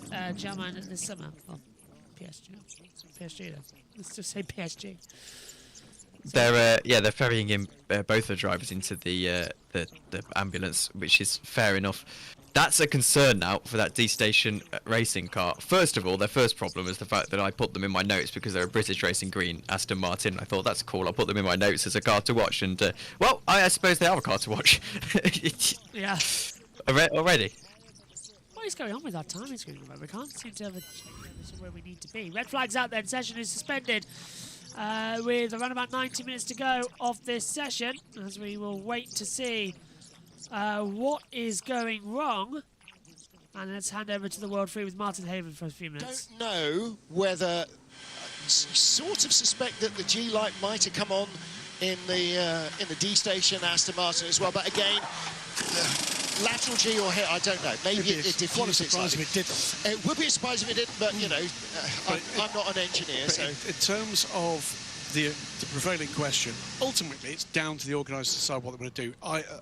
The way I see this, I think it's the most likely scenario if that car is damaged beyond repair is that a replacement car will come. We've seen that multiple times over multiple years here, and that's the most likely scenario if indeed the chassis is damaged beyond repair. Yeah, and actually for those fans of the World Endurance Championship who saw the race in Monza last year and remember the Aston Martin getting sideways into the Rivazza clip, the Rogia, hitting the sausage chicane and just flying through the air, that car raced the next race. Yeah. With the same chassis, so and is still racing. So these things, I mean, bits are designed like in a road car to take the impact and to come off. We'll wait and see. The final point to make, by the way, is TF Sport do have another GTE car. It's the John Hartshorn car that is on the reserve list, but is another GTE spec car that is the very furthest away. That's in southern England. Yeah. I don't think entry's in doubt. Clearly, the key thing at the moment is making sure that Casper's okay and that Stephen's okay.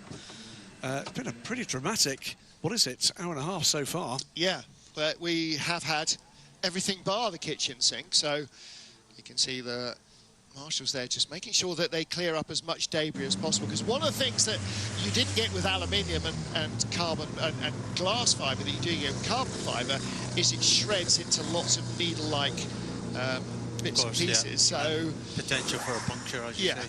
And riding those, if you don't sweep it out of the curbs, everybody uses curbs, so it's still on the racetrack effectively. Taking a look at one of our privateer entries in Hypercar, this is 311. This is the Action Express Racing Cadillac. So Action Express have got a long history, a long and very successful history of racing in the IMSA WeatherTech Series and IMSA GTP and American Le Mans Series before that.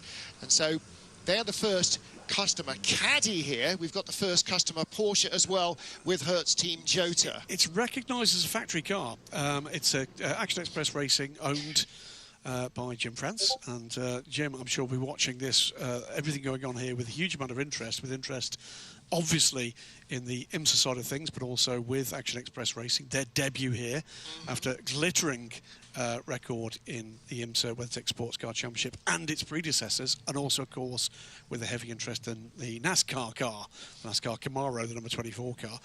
One other quick point to make here is we look at where we are in the overall classification right now. Still that 328.290, just under a tenth back for the Peugeot from the number 7 Toyota at the top of the field, is for the first time that I've been here at Le Mans, the entire first screen and the timing screen, with the exception of the NASCAR, is all prototypes. Yes. All of the GT cars on the second screen. And that shows... So that's 40 cars. So we've got 40 cars spread between Hypercar and LMP2. And that shows the progression as we work our way down through the times. Time's pretty immaterial at the moment, but it shows where things are. Almost all of the really quick times of the top two classes came quite early in this session. We're still with the top two cars in LMP2, being the Jota 28 and Cool Racing's 37. Pietro Fittipaldi and Milton Jakobsen. And what's really interesting is how tiny some of the gaps are. 0.1 of a second, 0.02 of a second, 0.4. That's a yawning chasm almost. The Hendrick Motorsport call Chevrolet Camaro 352.3 compared to 355.3 for the 3 fastest. seconds quicker. Yeah, they're actually opening up the margin now as they dial themselves in, because don't forget, Jimmy Johnson's never raced here. No. Jensen's raced here once. It's only Mike Rockenfeller, and actually not that recently, who's got real intimate knowledge of this track. And Peter, when you come here after a while away, or for the first time, there's a lot to learn. It's not the hardest track to learn, but it's getting that detail, isn't it? Absolutely. You need to bed yourself back in. You need to have a good look around and, trust yourself that everything is what it used to be like a few years ago when you did the race. Rockenfeller, I should say, he's done this many times and been very successful, and he won it.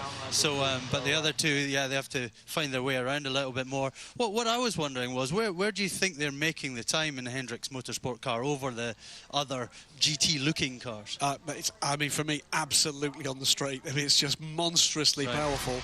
But you look at it, as you watch again Casper Stevenson's clash of that part, there's a very odd incident. So he snapped, wasn't it? He went one way and then the other way. This avoidance was phenomenal, by the way, from Nicky Katzberg. You saw the big black marks in the middle of the track. I wonder if that was failure-induced. I have to say, looking at it, he'd either hit the curb where we didn't see it and the car was still sorting itself out, or it was a failure. Yes. But it was a really strange change of direction for the car as it's coming over that crest. If you take a lot of the curb on the inside and just unbalance the car, maybe that's just enough to get it to have a big tank slapper. And by this stage, you know, you're 90 minutes into the session. Drivers are now pushing for every millimetre of track, aren't they? There's Casper on his way back. One quick thing to update, by the way, because I didn't hear you guys mention it. I know I didn't. There's a change in the fastest car in GTM. That is the GR racing car now. Mike Wainwright is aboard his now dual liveried car. Yep. Little doubt that would have been Ben Barker aboard the 86 car that put the car to the top of timing and scoring with a 3:55.330, 3/10 quicker now than the Northwest AMR, the 98. Aston Martin with the Heart of Racing crew now aboard the car. Great view in there of the simplicity of a modern race car. Buttons up the wazoo and a million different functions on the steering wheel. Of course, if you're a sim racer, you're probably familiar with that. Mike Conway, another great livery. He's got an entire historic Le Mans running start scene painted around the back of the helmet. The cherry blossom sprigs as well. I just had a quick check with Stranger yesterday, Simon Strang at Toyota. Said, those haven't been on the car all year. Oh, no, that's just for I'm not quite sure why cherry blossom on the car is a Le Mans thing. We might need to dig into the... Good luck thing. Again, you know, above my pay scale, I'm afraid. I have no clue. And if you're listening in or watching in from Japan, or with knowledge of what is going on with the significance of the cherry blossom on the Toyotas, do drop us a line. It's at Martin Haven on Twitter. We're not actually monitoring anything. We haven't got Stephen fired up, but we will be throughout the course of the weekend. But we'll get there. Also, surely it's past cherry blossom time of year anyway. Very much so. So we're a month or a couple, a couple onwards, I would have thought with your in-depth experience in Japan, I'm disappointed in you. I am disappointed. I'm disappointed in myself. You've let yourself down. I've let you all down, let my family down. But it is GR Racing then at the top of the times in GTM from Northwest AMR, then a second Porsche, third quickest with the number 69 Lynx car, and a third Porsche, fourth quickest with the number 88 Proton competition car. That will have been Harry Tinkle aboard that car. Fifth quickest is actually the car that's under repair, the number 66 from JMW. Yeah, that's the quickest of the Ferraris.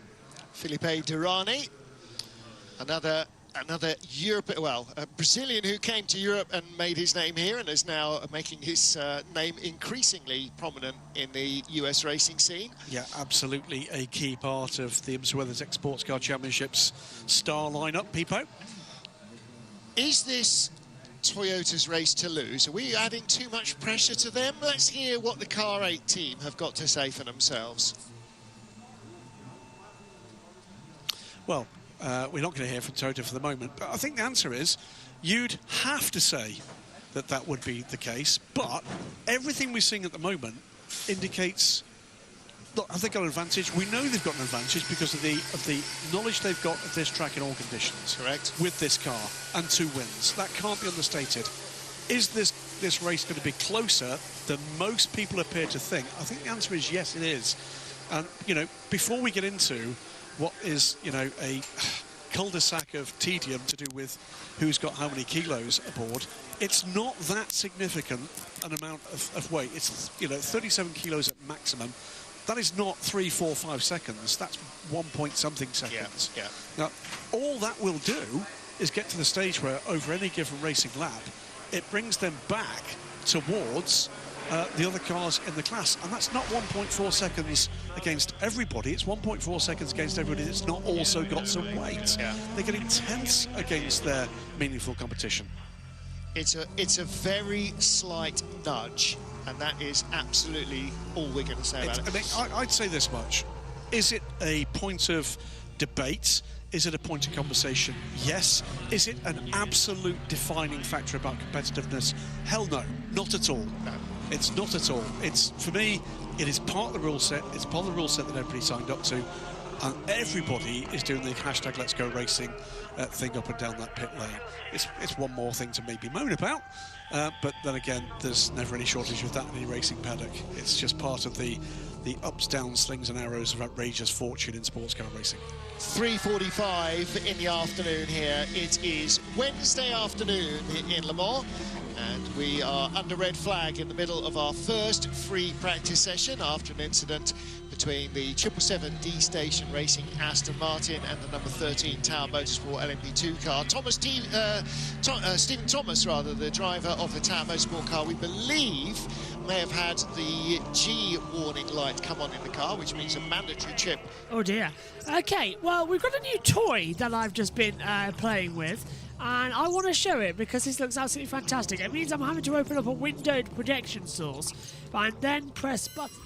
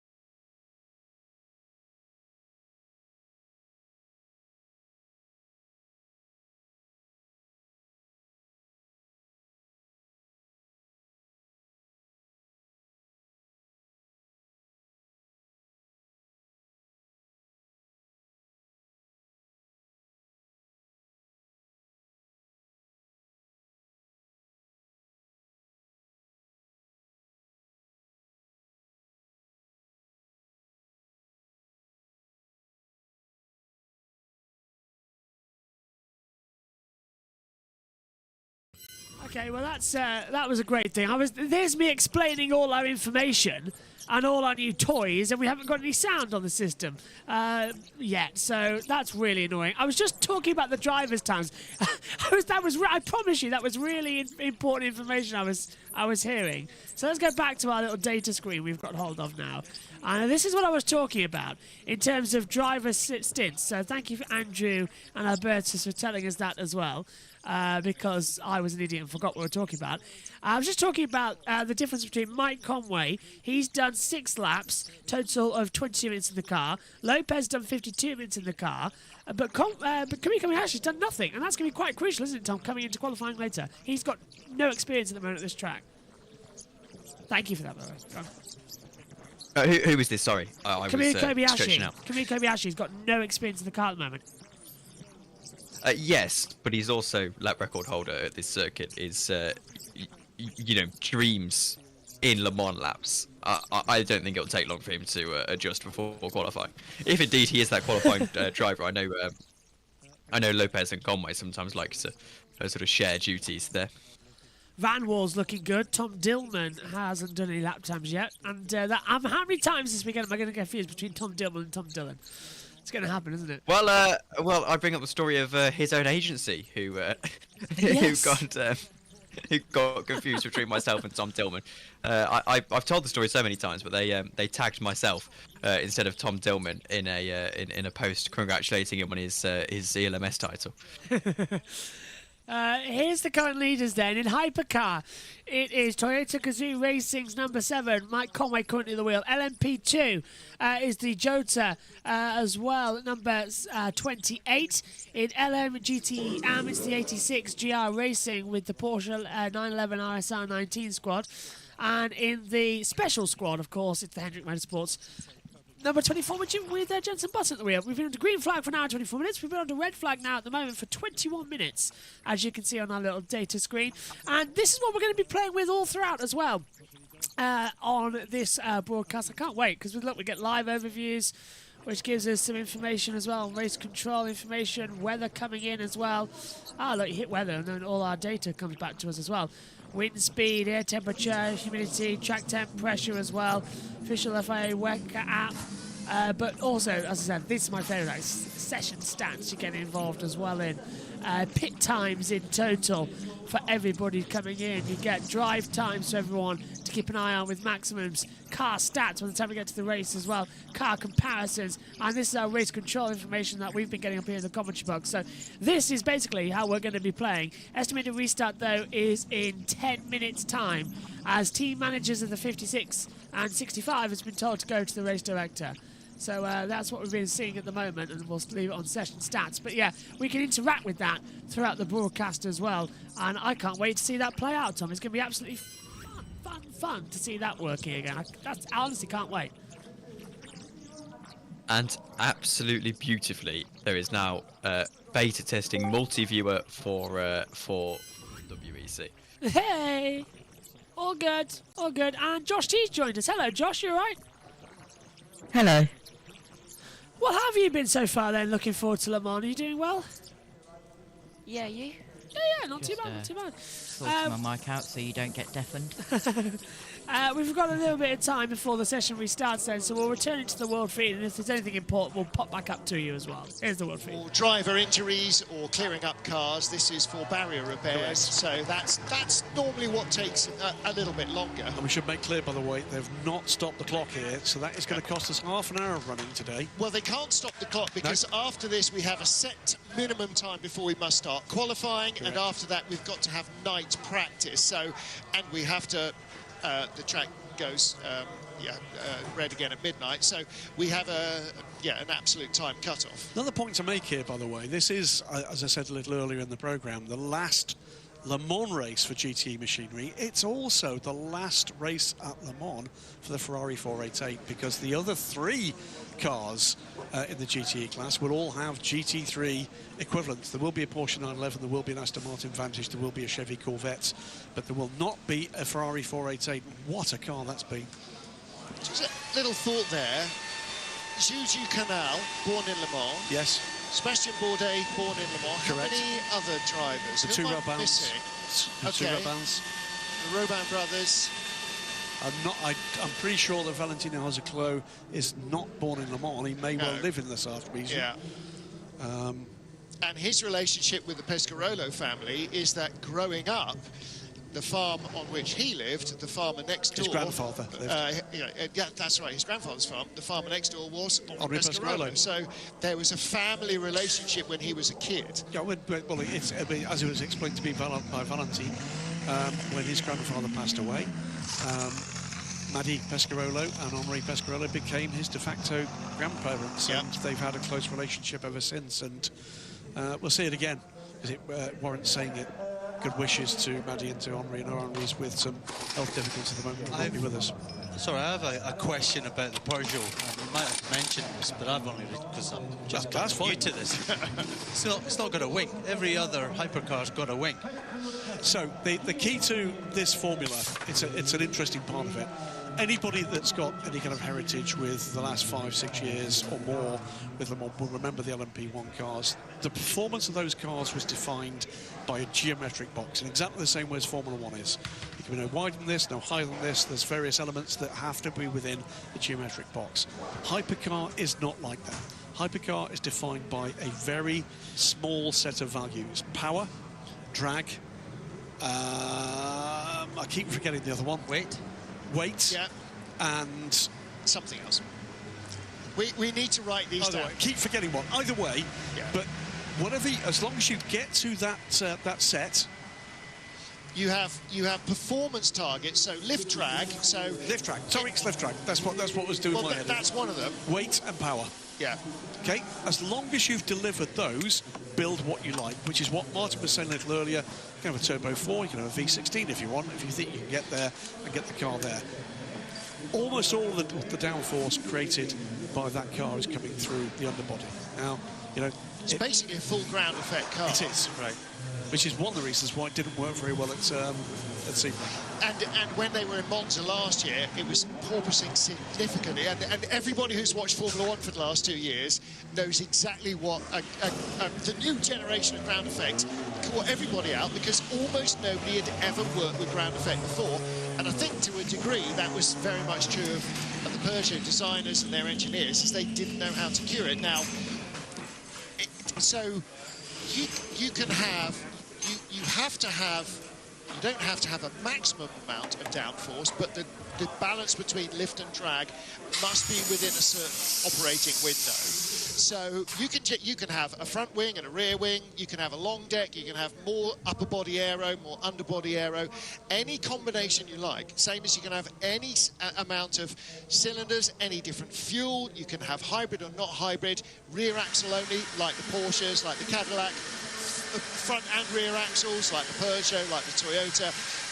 Basically, there are no restrictions on how you design your car, as long as it fits within the window in those 4 different areas. Which is why we've got cars that look so extraordinarily different, and that's a good thing. I mean, the Peugeot, whatever else you can say about the Peugeot in its travails to this point, it's an extraordinary looking car, and you look at that car and it's very obvious that's the Peugeot.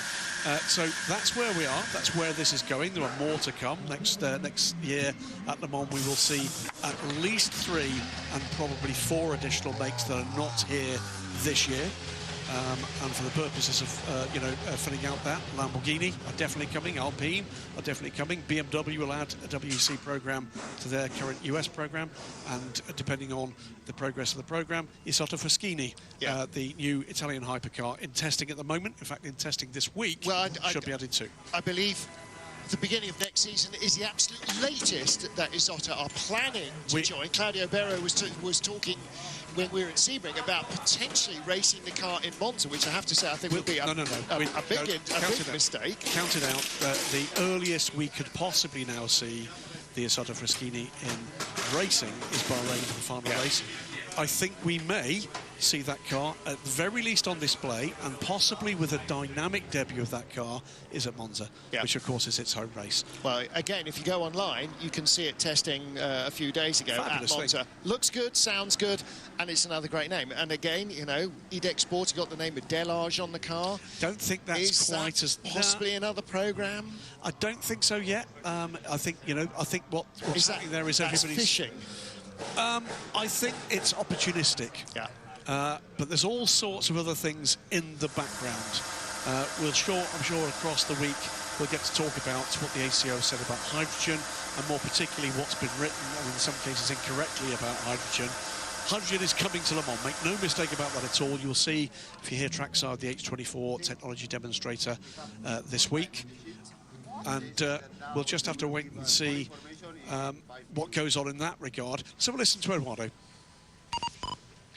Information in the pit lane. We are not going to start at 1600. It's taking a bit more time to fix the rail and the barrier. We will have more information to you in a few minutes. We will come. Oh, Tom, that's not great news at all, is it? Though they can't get that barrier repaired in time. So, because we're losing. No, it's taking too long, isn't it? I might step out, Josh, for the last hour to go and get some lunch, if you don't mind, and rejoin you for FP2 later on. No worries at all. I just at least I've set up for the 3-cam as well. Oh, sorry. I have sprung that on you, to be fair, but I haven't eaten, and suddenly my stomach's don't disappear just yet, because at least let me get it to looking good on our screen. As well, so it's not looking too bad. There we go. So at least that barrier damage is bad. That's done. That's at the last corner as well, isn't it? So they've got to repair 2 barriers. So with an hour to go, we're still under the red flag. So no worries. At least that's that sorted. We'll hand over to the world feed. Tom, I'll see you for practice 2 later, and we'll see you later on. Josh, going to begin with us shortly. We're under a red flag at the moment as we're waiting for him to get going. No worries, Tom. We'll see you later. Here's the world feed. 56, an innovative car entry. Whether or not that means an entry for Le Mans in a new top class. What it fundamentally doesn't mean, because I know this has been written elsewhere, is that every car at Le Mans by 2030 will be fueled by hydrogen. It's way too early to actually say that right now. But certainly ACO and in particular BF Eon wants to be at the absolute apex, the tip of the spear in pushing for new and cleaner technologies in racing. And I think we all know, anybody that's involved in this sport, in this industry, knows that it's essential that we need to be pushing for that. Yep, absolutely so. We're using sustainable fuels already. The efficiency of internal combustion engines has increased in leaps and bounds, and the results of that, and part of the interplay of that, is in everybody's family car as they're driving around now. You know, you're getting 50% probably better fuel mileage than you would have done 10 or 20 years ago, purely because of the huge rate of progress in motorsport. Well, we saw just the side of the Peugeot there. Peugeot title sponsor is Total Energies, and even one of the later additions to the regulations here at Le Mans, Martin, and that's a change that we are going to be able to use tyre warming devices here at Le Mans. Even that has got a sustainable aspect to it, because all the heating devices will be fueled by by Total Energies. I think it's a diesel fuel. Yeah, biodiesel, sustainable diesel. By the way, that's been provided free to the teams. Yeah. That's not something you often hear, being provided free to the teams. So the sustainable fuel there, all made, as we watch one more time, the incident for the 777 car in the hands of Casper Stevenson. And again, you say, well, how can it take that much? Look, it barely touched the barriers. I think what it's done is the mounting posts have probably been loosened. Look, it's barely damaged the barriers, but if it's right on a post, then that will need replacing. And that's what you saw, the sort of big post rigging jackhammer. There's Nicky Katzberg having a brief moment as he avoids the incident. Horrible wait here for Casper Stevenson. Yeah. And so at that stage, his sort of eyeballs are still rolling around in their sockets after he's gone off and hit the barriers, and he's trying to cut, okay, first gear and on the radius to team, I'm okay, and then gets hit in that left front corner by the Tata Motorsport LMP2 car. Well, I hesitate to say it, it's probably the first time we've covered it this year, it won't be the first time ever, but standing next to a car that knows exactly what it's like to wait for accidents here at Le Mans.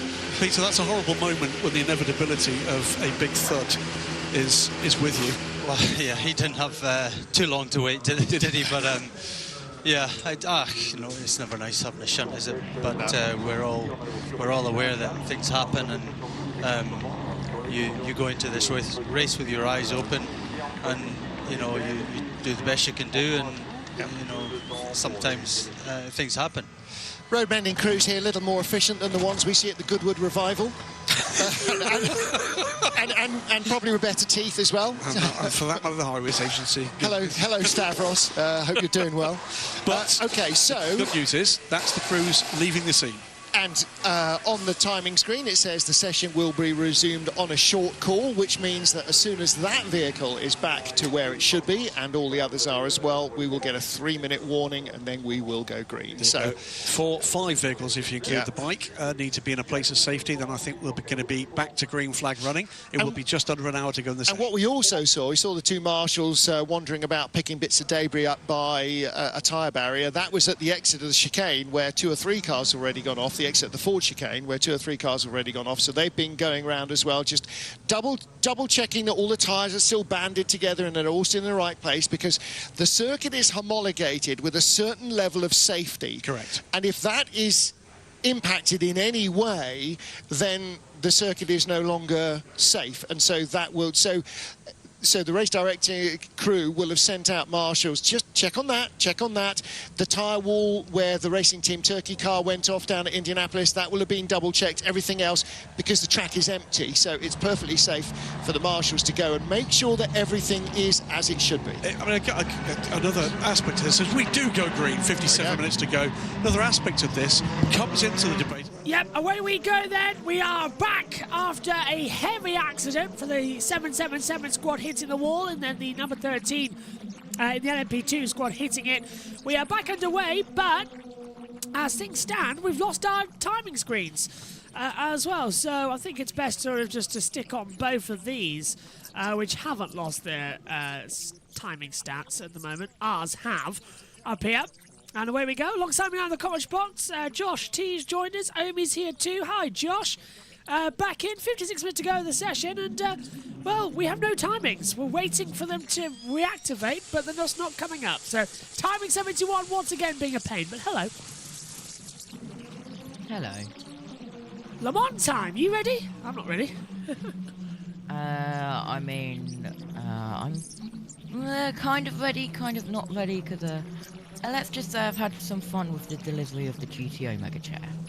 Oh, have you put it up? No. Still on the old one. We missed the delivery by like 5-10 minutes yesterday. Oh, yes. They delivered it today, well, tried to deliver it today, but they couldn't, and it got returned to the depot due to adverse weather conditions. It's bright adverse sunshine. weather conditions, everyone. Bright sunshine, no clouds in the sky. What on earth are they on about? So, we're fine, and then it's getting delivered to the local post office tomorrow. So. All right. Not too bad then. As I said, Jason, we've just seen we've lost our timing data up here in the commentary box from timing 71, so we're just sticking with our basic data we've got here from the WEC website. At least that hasn't gone down for once. I believe we can still see the live overview somehow if it wants to work with us, because it doesn't always work because of that giant banner ahead of it, as you can see. So I think it's best to stay on the stats screens as things stand with 54 minutes to go. Omi, hello, can you hear me? How are you doing if you're around? Hello, how are you doing? Oh, there we go. Hello. Hello. Yes. I am doing well. I was not really supposed to be here, but I'm just popping in because I'm going outside today, but I just didn't have a clue what time. So, yeah, I'm doing something very interesting outside today. So, yeah. You're actually leaving the house. Here's a replay of the crash in case you both missed it. 777 into the wall, and then the Corvette nearly hits it, but the 13 completely blindsides it, despite all the yellow flags, locks up, whacks aside. Nasty accident. And that red flagged the session. Quite understandably as well. So we're going to wait now. Still no timing data, which is really annoying because we need it. Well, you need it. I need it. We all need the timing screens to come back. And well, if we're very nice to them and very quiet, they might reload shortly. With them all coming back in. The number 13, however, that caused that red flag is having a few little comes back in. And hopefully all going to be good. Don't know where all these text messages are coming from. Is that the timing screen on the screen, the one behind the paywall? No. It's on the FIA timing screens. Right, let's go back to the world feed then, because we're blind up here in the comms box for now, so the world feed can take us through it. So start a flying lap now comes number 6. Number 6 at the moment is 4th quickest in this session. It's a 3:29.019. By the way, the top 10 in Hypercar all under 3:30 at the moment. Yep. So I think only in the afternoon session on Sunday did we get any sub 3:30 laps. And get your glasses on. Too many different focal lengths going on here. There were 5 cars managed a sub 3:30 lap in the entire two sessions. Yeah. We've doubled that already, and that's just in the opening hour or so track action here, and lots more to come. Packed circuit already, by the way, and of course more people pouring in as time goes on this week. It was busy as well on test day. That's not always been the case, but it's as busy on test day as some days for the race meeting I've seen in the past. Peter? Interesting that the Porsche is right up behind the Toyota there. Normally you'd give a little bit of space. I think we've got a little bit of sightseeing going on to see where the Toyota is strong and where it's not strong. You know, a better comparison. It's always good to know where your competitors are. A lot of monkeying around as well, just making sure that if they're on a hot lap, you stick with them and let them know that they're not going to find too much more in performance over you. Great hair there on the left. It's a fine effort, sir. What, Strangy? That's not Strangy. No, he disappears out of the extreme left of shot. But it reminds me somewhat of one of the 100 moments of From the last... that view, the car doesn't look too bad, does it? The key is... suspension pickup points on that right front corner. That's the area where there's going to be concern. And the point here is it repairable here? That's the key. Well, the likelihood is that is repairable. Is it repairable here? The first thing that's happening there is that's the alignment gear going on. Well, so what's happened here? That's not the defined line, is it? Now that's an all arms and elbows moment on relatively not up to temperature tyres. 77, 88. Yeah, 88. There are three. No, apologies, there was a 77. Three disruptive pattern Dempsey Proton cars here, so we're going to take a while to dial ourselves into which is which. The good news with the Cadillacs is one's yellow and black, one's blue and black, one's red and black, so that's easy peasy. Old bones need a bit of massage, don't they? Absolutely. Can we get some of that for our old bones? Yeah, completely different sort of rubber there. So, Scott Dixon. Is he the only man from Vegas racing here this weekend? You know something? It's Scott Dixon's first ever entry in the top class at the moment. He's done GTE before, never entered the top class car. Oh, with Chip and Ford, yeah. Correct. There we go. Amongst lots and lots of fascinating facts we're bringing you to here on. Aha! So when was he last here? He was here with the Ford GTE team. 16? No, later. 18. 18. Yeah. So in between 16 or 18 and now, does he have to reset any sim work or anything like that? Guy is the man that should answer this question, because Guy, I remember having to come back as a rookie despite the fact he was an overall winner. And I can't remember, he'll tell me with through the medium of fingers how many years it is that you have to have been here without coming back and doing the rookie test. I've got a feeling it might be 3 or 5 years or something like that. You know that shrugging emoji? That's the face that Guy's I'm going to give you the description of his health there in that moment, and that the description was useless. But no, there is a cut-off after which you are then treated as a rookie again. So that's what I was wondering. There you go. So at that point, I always just pass those questions on because I don't know anything. At that point, you've got to go and take the sim test. The sim test, I think, is in the outskirts of Paris somewhere, quite an advanced simulator, where they take you through the uniqueness of the track, the processes that are unique to the track, in all weathers and in darkness. And you've got to pass that test to be able to be cleared to come to the test day. Did we see it's what 5 happened years, I'm told by my trusty assistant. We have my son James with us in the booth this year. It's delightful to have him, and we'll be looking forward to all the tea and coffee he'll be making over the next several days. That was, can I just say, we're 2 hours in and not a drop. That was. Did we? Okay, well, at the moment we have got no timing data on our TV screens as well, which is something that usually happens. Connected to upstream timing source keeps analysing itself. But at the moment, we'll have to make do with the tech feed we've got up here in the comms box. As well, which shows us the basic stuff at the moment. Seems like 2 barriers needed to be fixed. Yep, that is exactly what happened, Albertus. After the barrier damage with the 777 and the 13 crashing in. So they come into it. So then, Josh, how much have you seen so far this opening practice session at Le Mans? Because I presume you've been very busy this afternoon. Yeah, I thought not, yeah.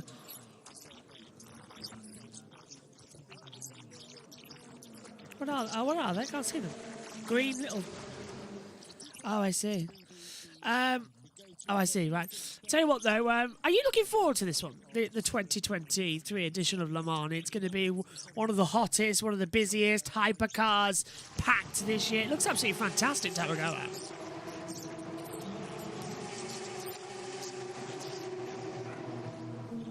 BTCC Twitter going absolutely crazy because it's on the main channel for Alton. Not surprised. Yeah. Yeah, it's going to be really, really exciting. Really, really excited for this year's Le Mans. And of course, we've got the Garage 56 entry. Yep, Project 91, of course, with the Jensen Button, I think, currently at the wheel still on that screen. And he's running in the independent class, of course. Omi, is this your first live Le Mans, or have you been watching Le Mans for longer than you've watched everything else you seem to have joined us for this year? And we can't hear Omi. Okay, that's going well at the moment, with everyone going back through. As the session stats you can see at the moment on the screen, with, at the moment, leading it. I'll need a window projection here to see what's happening on our OBS feed, because As I keep saying, the data's not right. So, Hypercar, now with Kamui Kobayashi getting his first stint in the car. As we said earlier on, actually, he hasn't been doing much, but let's him do some interaction work. Because if you take a look at the drive time, and we'll get it for, well, actually we do car comparison, car stats, select car number 7, which is the Toyota Gazoo Racing. Now, look, this is great. This shows us. Look at Mike Conway. He's done 22 minutes. Jose Maria Lopez did 52 minutes. And then now, finally, Kamui Kobayashi's headed out to the track since the red flag came out. So that's his first run in the car. He's on 13% of the lap, as we see the Corvette 88 losing one of the bollards. Sorry, the Corvette 33 touching the side of the bollard as well in the GT3 class. So that's great to see from Lopez, who's topping the session right now. Let's take a look at the Toyota number 8. So I need to remember where I'm clicking. Oh, hang on a minute, I've just changed it to French. Let's take a look at the number 8 Toyota. Here we go, the second Gazoo Racing. Sebastian Buemi. Yeah, Brendan Hartley hadn't done anything until the red flag either, as he's gone out there. Who's in the car right now? That's what I need to see. It's not telling me on the timer ticker who's gone through. I think if we take a look at stats side by side, the car comparisons, and should we select car 7 and car 8, the two Toyotas? Let's see what difference they are. Oh, massive difference. Let's start with as well. Look, these are the warm-up laps. Then lap 6, the gap was quite a lot, 12 seconds, as you can see, on the top of your tower. The next lap, lap 8, look, the gap was down as well. 7 did a 14 as well, so that's more improvement there. Lap 11's looking good. Big upswing here, look, though, for the lap time gap and the data during the red flag periods. That's just how long they spent the red flags between them as well, but these are the ones that we like, look. Really fast and sweet times between them as well, the middle graphics. How's Garage 56 doing? Let's take a look at car comparison, car stats. Garage, so we need to get into the 56, which is right at the bottom. Hendrick Motorsport, and there you are. So let's take a look at Hendrick Motorsport then. Jimmy Johnson's done 53 minutes in the car. Jenson Button has done 33 minutes. Mike Rockenfeller hasn't actually been out there on the circuit just yet, according to this tracker. But this is how Garage 56 are currently doing after their opening stints, with 43 minutes left of the session. So looking quite good. Actually, 2 stints for Button, 1 stint for Jimmy Johnson. Presume Rockenfeller's going to go out in the last half hour of this one. And then we're going to see a possible run into qualifying for him, and then night runs. They've all got to do night runs later on in order to qualify for the event as well. A bit like at Le Mans, you've got to do a refresher, they've all got to do it. Should we take a look, though, at the moment? This is one thing I always love doing, the car comparisons between who's leading at the moment in LMP1 is the 7. So we need the 7 car of the Toyota, here we go, and who's leading the current run on, well, we need LMP2 category runners. If someone could find that out for me. Hang on a minute. Session stats. Who's leading LMP2? It's the number 28 Jolter. So let's go to car comparison. So it's the 7, and then we need the Jolter. So the 28 Jolter squad. Who is coming in? Here we go. Here's a direct comparison between Hypercar and LMP2. This is our new data screen that we can use this year as well from the WEC website. You can do this as well if you go to WEC live timing. You can have a look at all this as well. This is what we're going to be doing throughout the 24 hours, and especially when we've got no timing page from our official broadcasters and we've got time to kill. So this is the gap between, look at this. So already on the opening laps, not so much difference between them. But on lap 5, we saw 342.4 from the number 7 Toyota, the number 28 Jolter, 13.8. So we need to find another lap time that's actually quite small between them. See if it'll work. It's got to get your mouse so right. Lap 6 looks so 329.1 for the 7, 339.6 is a good time there. Need to find where they're minimalist. Oh, and that's just changed on our timing screen itself. So what's here? Ah, here they were faster.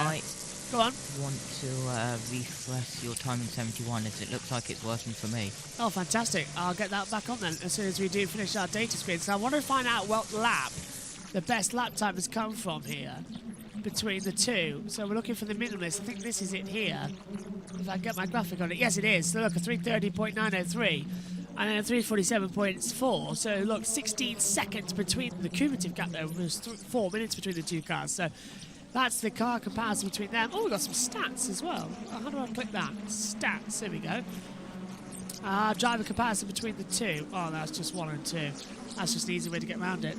But yeah, so that is what we're going to have all throughout the weekend, and it's an absolute killer update as well. 352 from Garage 56. Wow, yeah, they're actually not too bad. That's one more comparison before we return up to the battle screen as well, because this is something that I think you all want to look at, don't you? Let's take a look at the Hendrick Motorsports and who's leading. Josh, who's leading GTE AM? Which car number is it from GTE AM? GTE AM. Yeah. I have a look. It is the number 86. So 86. That's the GR Racing. Look at this! Wow. Yeah. So there's a couple of lap times where the differential between them, as you can see. So 356 from Garage 24. That's the Hendrick Motorsports course, the Project 56 car. But in reality, it's more like this in the gap as well, isn't it? Very small gaps between them. GR Racing are quicker throughout the runs as well. I think this is the one we need to look at for in terms of results. If it gets closer. Yeah, there you go, 359 on the boards. So the graph that goes up and down throughout it all. So Hendrick are actually doing quite well, Josh. Surprisingly quite well, as Omi's disappeared from the box. So that's our car comparison. And we're going to be using that throughout the session as well, throughout the Le Mans 24-hour with our data screens. Josh says timing 71 is back in operation, so I'm going to hit the refresh button and hopefully get it back. What's happened to? Uh-oh. What have you got an auto for? Yellow flags shown, apparently. Yeah, yellow flag marshal, point 30. And where is it? Oh, I haven't got a timing. My timing 71's still not working. So, yeah, still haven't got... My yellow flag has been removed at marshal point 30 as well. Hello, everyone watching on. So, yeah, marshal point has been removed at number 30 as well, Josh. So nothing happening just on the circuit. As we wait and see. Let's turn off the 3 Discord and turn back on the 2 Discord. As the action is holding on. Yeah, still no data screen, annoyingly, Josh, is there? So it's like we're just waiting for things to happen and nothing's ever coming up to actually help us out here in this session. Weird, because it's working perfectly for me. It says here, connection error. It has been working wrong across it. Are you on the right one? And yours is working. Yours is working, you're on the right one. Yep. Suddenly sounds very alarmed that this isn't working the way you're expecting it to. Yep, Ryan Briscoe just set a new personal best of a 3:31.43 in the 7:08. Oh, complete timing failure now appearing in the comms box. And when I say complete timing failure, I don't even look at this. This is what we're working with currently in the commentary box. Absolutely nothing is working as we see one of the Porsches going sideways on the circuit. That's the 77 back out there. So the best way to see what's going on is this data screen. So apologies, that timing 71 seems to be having a bit of a paddy. Warning for Liam channel. Hello, Liam. Says warning for car 65 driver Maldonado for abusing track limits. Maldonado? Oh boy. I think it is past him, isn't it? Out there on the circuit.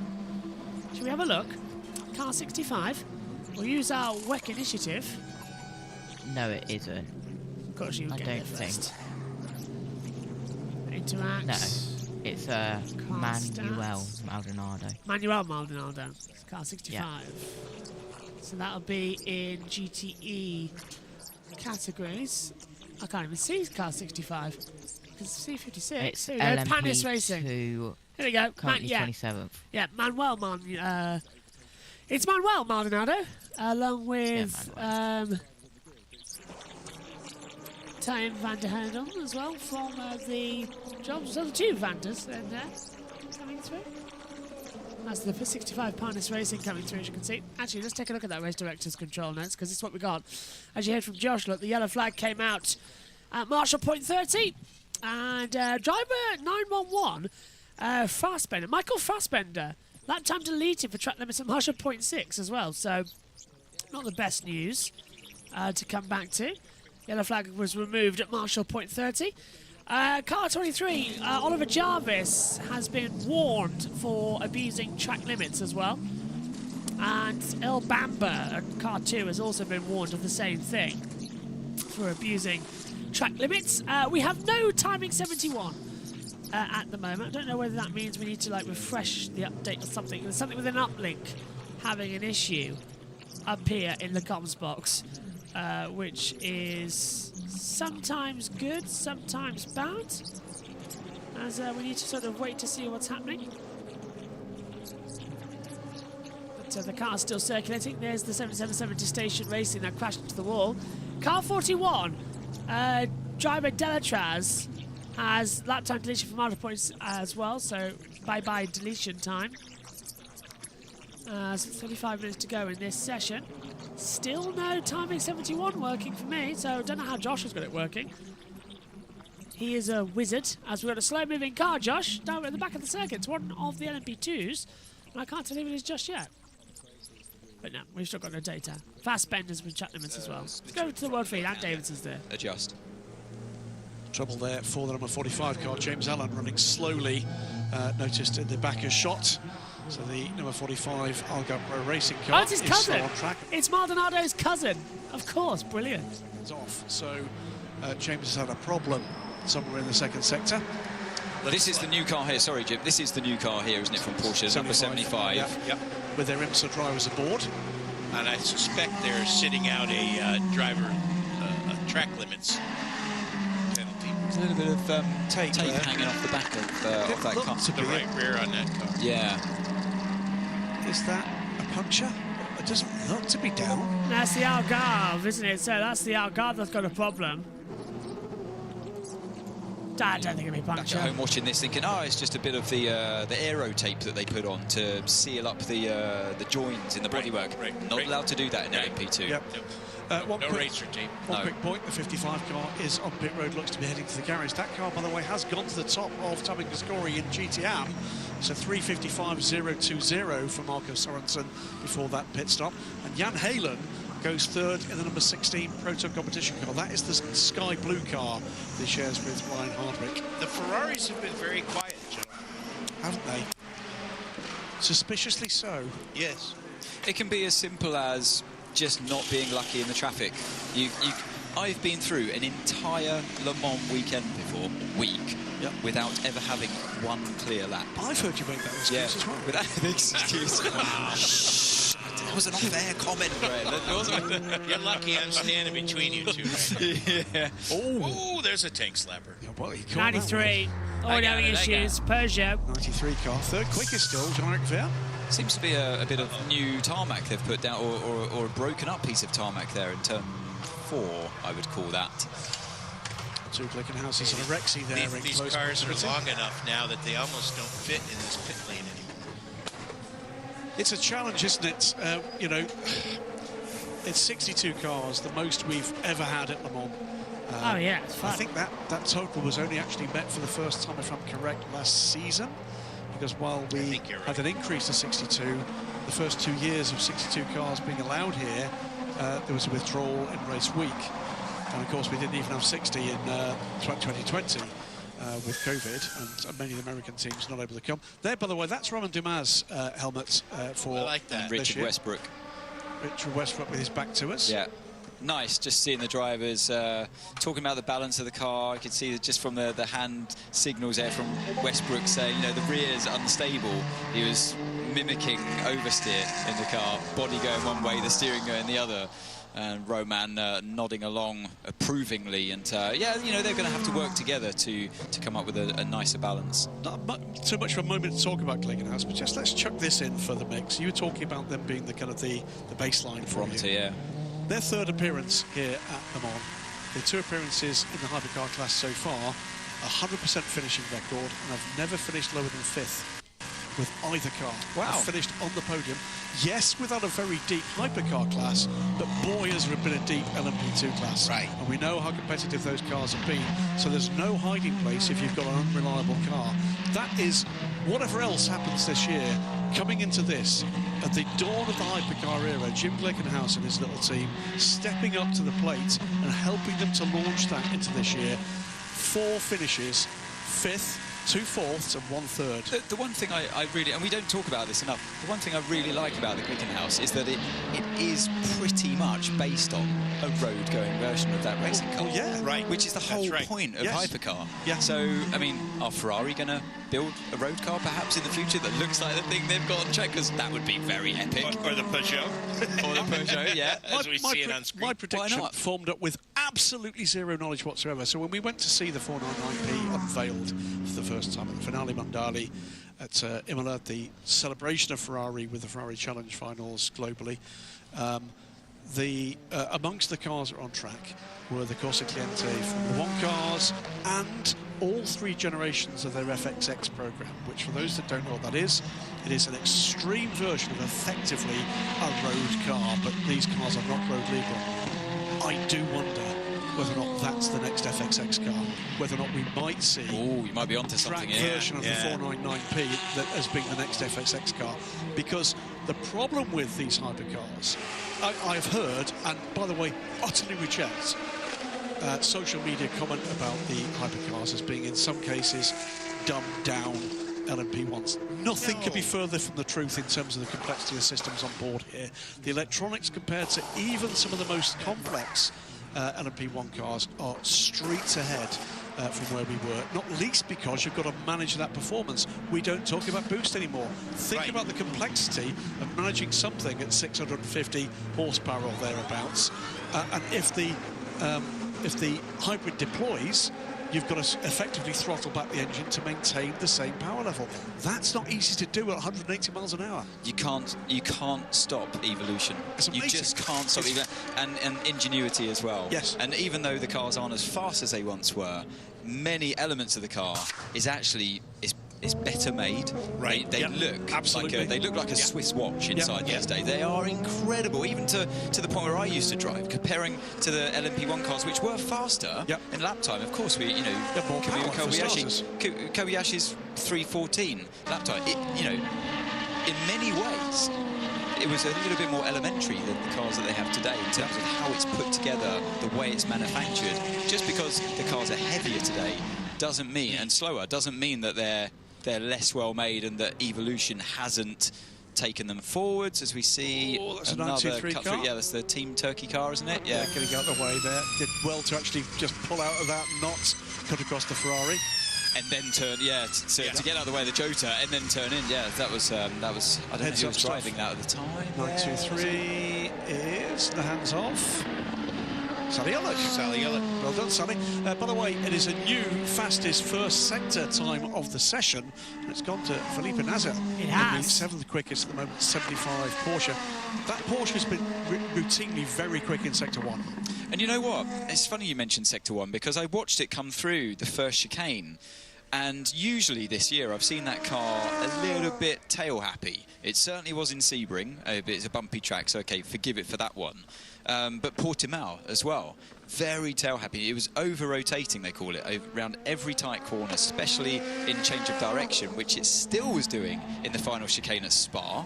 Yep. And I've come here, and the first time I've watched it, first chicane, the rear is absolutely planted. Well, I mean, there's a really interesting moment. Jim Roller arriving here, having done his usual astonishing amount of homework. But okay, I have no life. I'll bet you that's not true. But you brought with you, I think, a fascinating comparison with Porsche race cars here in the top class in days of yore coming up to date. Tell us a few of those figures, because some of them are stone cold amazing. What made me think about it was during the Emilian concourse, I visited the Brumos collection where they have a 917, and I was reminded how small those sports cars were in that era. And being a bit of a history buff, I thought, gosh, because we talk about the Formula One cars having gotten so big, especially coming off of Monaco. They really have, yeah. And I thought to myself, well, the sports cars have as well. So I went back and I researched not only the wheelbase of the most famous Porsche prototypes, but also their overall length. And what I found was some pretty interesting stuff. The 917K that won in 1970, its wheelbase was 2,300 millimeters. I love the fact you're working in millimeters as well. Yes. This is the most impressive thing of all. He's a fully rounded grown-up. Brilliant.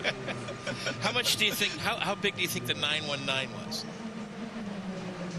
So he said 2,300 millimeters. Mm-hmm. Give you a clue, and it's a bit bigger. Yeah, I mean, it must have grown with age. Yeah. Trouble for one of the Porsches in the Iron Lynx car has gone off, and it's brought out a brief yellow flag out on the circuit. It's the number 60 car, but we're back up to green. No way. It is double the wheelbase. 650, and the 963 is at 3748. So it's half again as big almost as the and then in overall length. Martin and I were looking during the pit stop competition at how long in the pit box the Cadillac looked.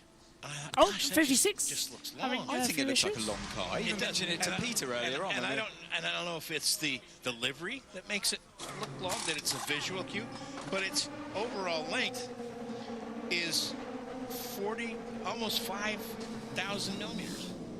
It's almost 5 meters long. Yeah, it's almost 5 meters long. Yep. But it's a change, isn't it? And we do know there's that idea of racing cars are smaller than you think. But racing cars before, in days of yore, were much, much smaller than you think. Well, the Porsche 917 Longtail was total length. While it had that 2,300, it had its total length was 4,780. So 4,780 millimeters. Wheelbase was half its length. Yeah. That's ridiculous. Yeah. Had a whole bunch of unsprung weight there in the back. I mean, huge amount of overhang with the bodywork. But you're right, it is that evolution. It never stops. And you find out what works and you find out what doesn't. And now, of course, we've got computer-aided design and simulation that helps us to make that progress more rapidly. But walking around that extraordinary exhibition at the museum here with, is it 59 of the winning cars? I think so, yeah. Here. And it is literally a walk through history. Literally a walk through history. And cars that at the time, you know, you or I were here to watch them trackside or from a commentary booth or a media room that look cutting edge. In some ways now, look just a little old-fashioned. Right. Quite amazing how quickly that happened. And you look at the, look at the timeline between those two cars, the 2 or 3 cars you're talking about, and it's less than a decade. And that's what motorsport can do that most things can't. Find solutions to really complicated questions. I was lucky enough recently to go to BBM. Motorsport, Bob Berridge Motorsport, and I was reunited with one of my old Peugeot 908s from 2010. Have they got the dents out now? They got the dent out, yeah. Thanks for that. Wow. And they fixed the engine as well. Put some new cod mods in it. You take a lot of abuse. I do. I like to humour them. Yeah, I've got to give them something in life. It's a long season. It's a long season. So basically, exactly what you're saying, Graham. It was, the car. It's from such a beautiful car, and it still looks stunning today. It does. But it just looks a little. It's starting to look a little bit historic. Yes. Oh, yes. Yeah. Of course, they still run the cars today. I was going to say, in America, there's one that runs it. Yeah, of course. Historics. And they're still fast. I mean, that car did. It was pounding around here back in the day in the 319s. They had 3 of them at Brands Hatch 2 weeks ago. Oh, for Masters? 3 of the 908 Exeter 2011 cars. Before we move forward, we've just got a new fastest lap of the session. Oh, Brendan Hartley in the number 8 has gone to the top. Fantastic as well. He's done the fastest time of this session. So Hartley is now taking it as well at the top of the board. I think there needs a bit of a refresh now. Our interacting data. 327.742. Thank you very much for that. So, we hit now. Look at this. We knew we were having issues, but I didn't realise how many issues we were actually having. Timing has completely broken on so many devices right now up here in the commentary box, but Hartley is fast. So your timing 71, Josh, is working fine? Absolutely perfectly. What on earth have you done? Considering that Radio Le Mans hasn't got one, we haven't got one, everybody else is having numerous issues with the timing by you. What on earth have you done to make it work? I just opened it normally, like I would. Is it actually showing the correct times? Yes. I hate you sometimes. I will... You can look at your TV pictures right now and I will tell you the top 10 from my timing screens. Go on then. It's the 8, 7, 75, 94, 93, the top 5. Yeah, he's right. Then it's the 6, 2:5:51 and 50. Yeah, so in case you hadn't checked, we are having numerous tech issues. Our live timing feed seems to not want to be working with the team feeds. So that's why you're looking at the WEC website with our commentary over the back of it as things stand. Hopefully, free practice 2 and crucially qualifying, it will all be better. But right now we have 0 timings. Like, well, I do anyway. So I think a quick refresh, maybe the computers might work. I don't know if a restart the... Josh, did you switch your computer on? Fresh boot, or is it sleeping? I started it fresh when I... Right. A refresh of the entire computers might be needed in the next 20 minutes as well when we go off here after this one. But thanks to everyone who's still watching, still keeping an eye on at the moment as well. Let's take a quick look though at the race control messages, because there have been a few. Warning for car 80 as well, with Barnacourt for abusing track limits. Jaime Ray has got one as well, but look at that, lap time deletions everywhere for track limits. It's just getting absolutely insane out there with 20 minutes to go this one, in terms of how late people are running, how late they need to attack on it as well. And I'm trying to say, listen, if we get if we can get the timing screen working, then we'll obviously have some information. But look, this is all we've got at the moment. This is what we keep getting, just blank page for session stats. That is working at least. So we have something to tell, and we have something to use. What does POS mean? Position. POS means position. Class POS is position. Hashtag is the driver number. Status, that is if they're in the running or in the pit lane. Team car, driver, and everything else. So POS is position, Jimmy, for watching on. We should have our full data screen. If you look earlier back in the stream, you'll see exactly what we have. But it went down during the red flag period, and we haven't been able to get it back up since as well. So it's actually when Josh joined the box. So fingers crossed, it's going to get better very soon. I think I knew my ink was running out. But I think it's finally given up. Yeah, look at, hang on, where is it? Press button 2. Yeah, it's completely gone now. It's completely gone. And for some reason it's cut the sides off on these two as well, so that's annoying. We're getting new ink for Le Mans in a minute as well. Hang on a minute. I've got new ink downstairs somewhere. Why is it saying time elapsed instead of time remaining? What the earth has happened there? Oh no, look, do you see what I mean about the data screens just doing whatever it likes? It's really, there we go, look. It's really hard to keep it, there we go, 18 minutes to go in this session, but we have 0 information on times. How much time is left in the race? 18 minutes, as you can see, 18 minutes to go. And we're just waiting for it to be finished, really, because we all need to reboot our systems up here in the comments box. Josh Birch alongside me, Josh T, as well. Get in touch with us on the YouTube chat. Use hashtag WEC, hashtag LeMans24, and hashtag JB Motorsports on Twitter as well. We'll keep across that. We're on Twitter at JB Motorsports YT. So we'll be keeping you updated with the 24 hours. We'll be doing special TikToks as well throughout the weekend, and everything getting back in. Updates on the races on Twitter with videos every hour, but 60-second vids to keep you updated. From me and the team, there's the 55 GMB Motorsport just watching out there at the moment on the circuit. As, would it work? Go on. Just for like the comms box, if I put not just T on, what's the timing screen, or would that break it?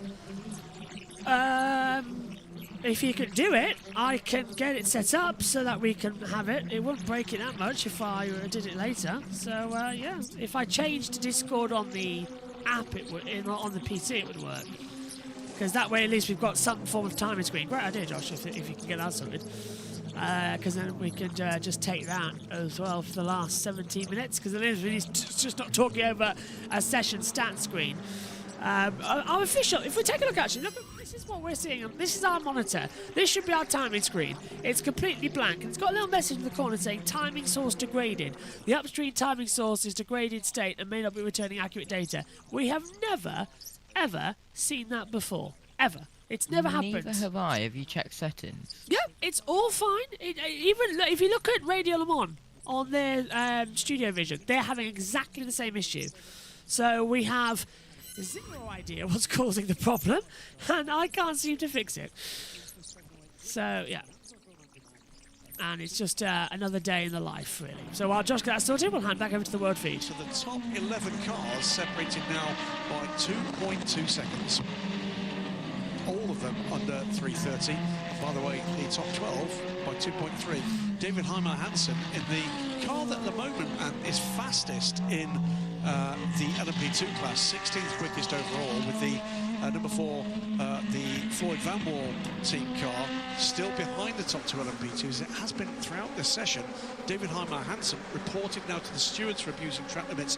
They're going to be delivering some messages here, aren't they, about track limits? Yeah, it's Eduardo Freitas, his style, race director. It's his style to, we're looking at here, the number 22 United car just chose across the fire with the Porsche. I think that is Albuquerque behind the wheel there. Very experienced driver, but you're so unsighted. It's so hard to see to the right, sitting on the left of the car there.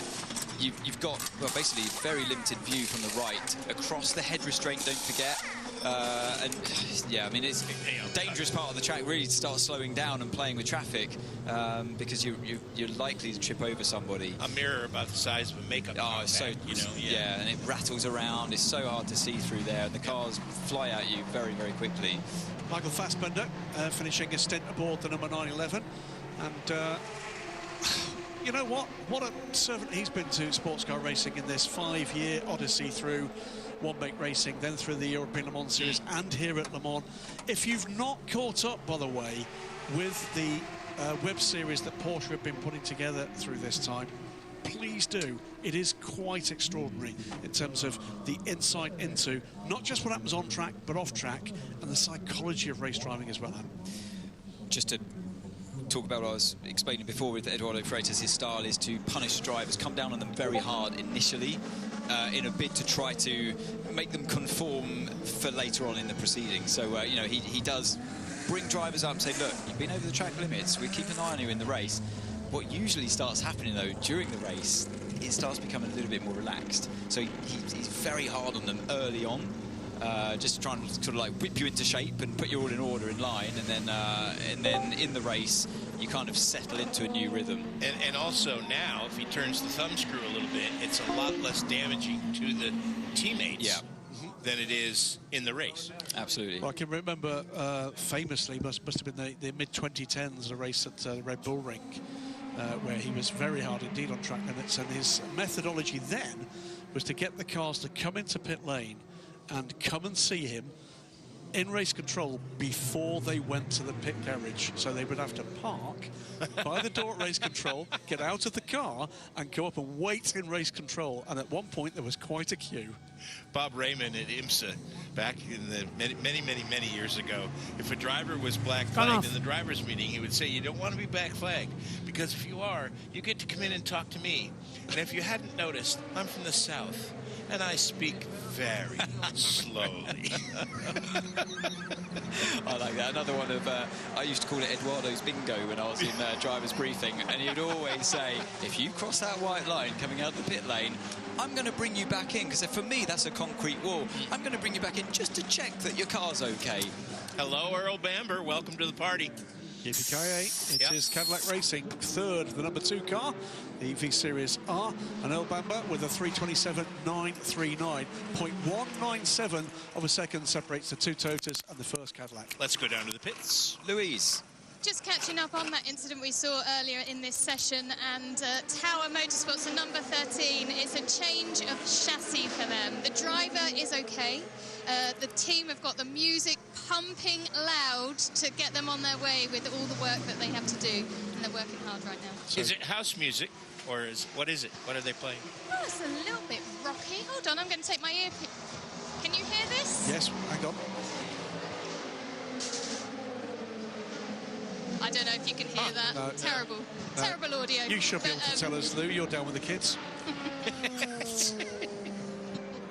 Well, let's just hope it spurs them on. I hope so. It's at least early in the week and plenty of time They will, of course, lose track time. That's a big job for both teams, but 2 chassis done in that one moment. That's horrible luck for both those teams. First and foremost, glad to see everybody walk away from that one. That was a pretty horrific scene at one point when you saw that number 13 going sideways on to the 777D station car. But, and you know, now you know everyone's okay, you start to turn your attention to what such a disappointing time for that number 13 LMP2 car, because it wasn't his fault at all. It's just completely, the car was just stricken in the right, and the race director did exactly the right thing, calling the red flag as quickly as he could, but I just can't see a way around it. We've gone straight back down to Lou. What you found out what the tune was, Lou?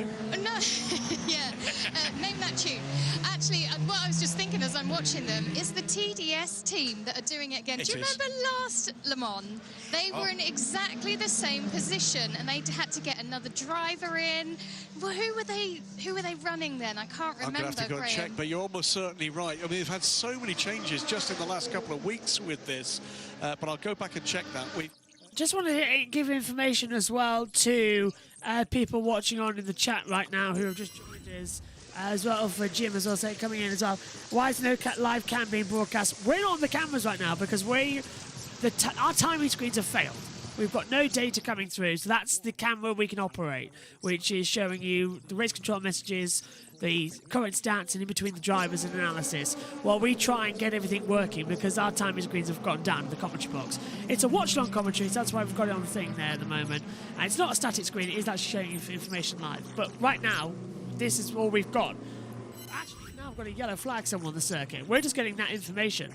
That's our data screen. So if you'd rather it be on the black screen, fine with me, but we're trying to get our timing screens back. Yellow flag, as we've got a spinner for the 65 in LMP2 as well. That's spun coming through the Ford chicane. Let's put out the yellow flags. It's the Panis Racing as well. That went off earlier on. And Paul Stevens going quickly in the Hertz Team Jota car. And we've got the top 6, if I'm seeing that right. Yes, I had top 7. Now separated by by less than a second. So 9/10 of a second separate the top 7. So that's a fairly tight spread, and it is tightened up quite a bit in the last 10 minutes. And this is exactly what we've seen from this. I can't think of a more wide-ranging field. Rules platform, apart from maybe Group C. Group C was basically, you've got this amount of fuel to do that distance, go. This doesn't even, well, it does. It mandates a maximum amount of power you can generate from whatever internal combustion or external or electronic or whatever sources. But it is such a, it's almost Can-Am. It's almost that wide open that, okay, let's just have some racing and let's just have a whole different bunch of people with different ideas. 5 manufacturers represented in the top 7, and all 8 manufacturers that are here are represented in the top 10. Well, now the question is, are we going to get all 8 manufacturers in the Fast 8 after qualifying? Is everybody going to get one in? I think it's unlikely. I like to hope so.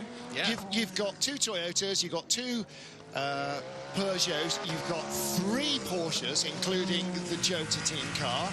You've got 3 Cadillacs. I mean, the chances are some manufacturers aren't going to get a car into Hyperpole. The problem with the Hyperpole still is that you can trip up with traffic and unluckily not get a chance to get into Hyperpole is brilliant because that's a real fair fight.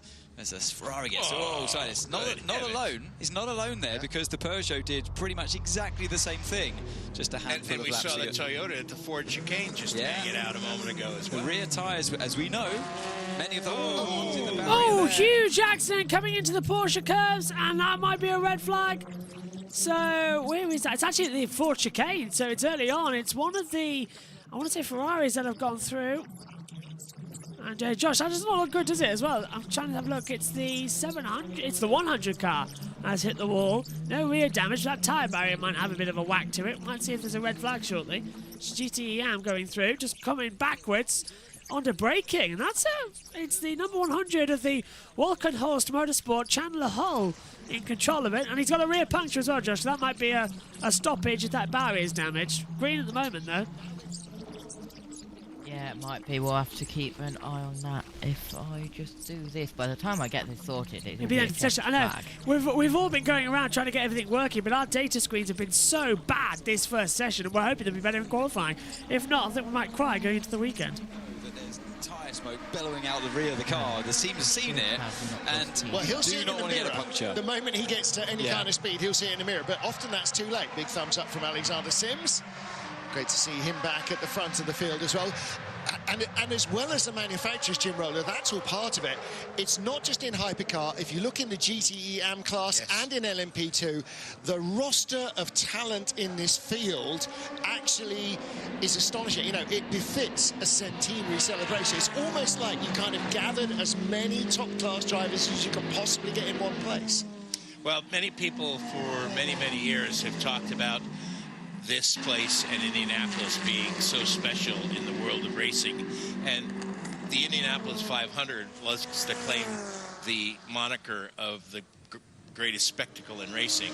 I think this is the greatest automobile race in the world, and it is proven at events like this centenary where we have these factory involvements, this group of drivers. We have IndyCar drivers, we have ex-Formula One drivers, we have sports car greats, we have stock car drivers, all here, all competing on this grandest of stages in the 92nd actual running of this race, but the 100th anniversary of the first time we did this Endurance Classic. Let's watch a little bit of the number 5 Porsche. We saw him run wide out of the final elements of the chicane.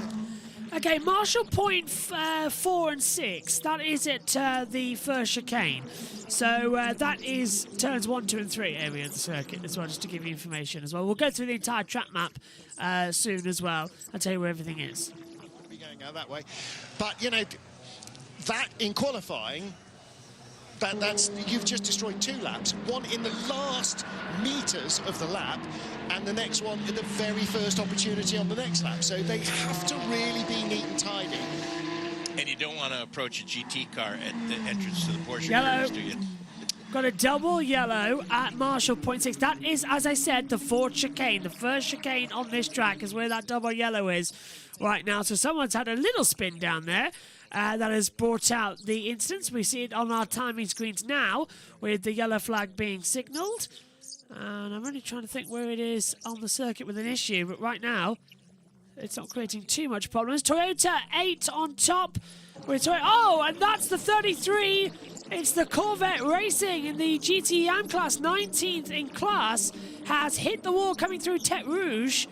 And it's brought out it's damaged the tyre barrier as well, and it's correction car 80 warning for NATO using track limits. Let's take a look how we've got red flag is out, so the session is stopped, and that's the end of first practice as the 33 Corvette has slammed into the wall.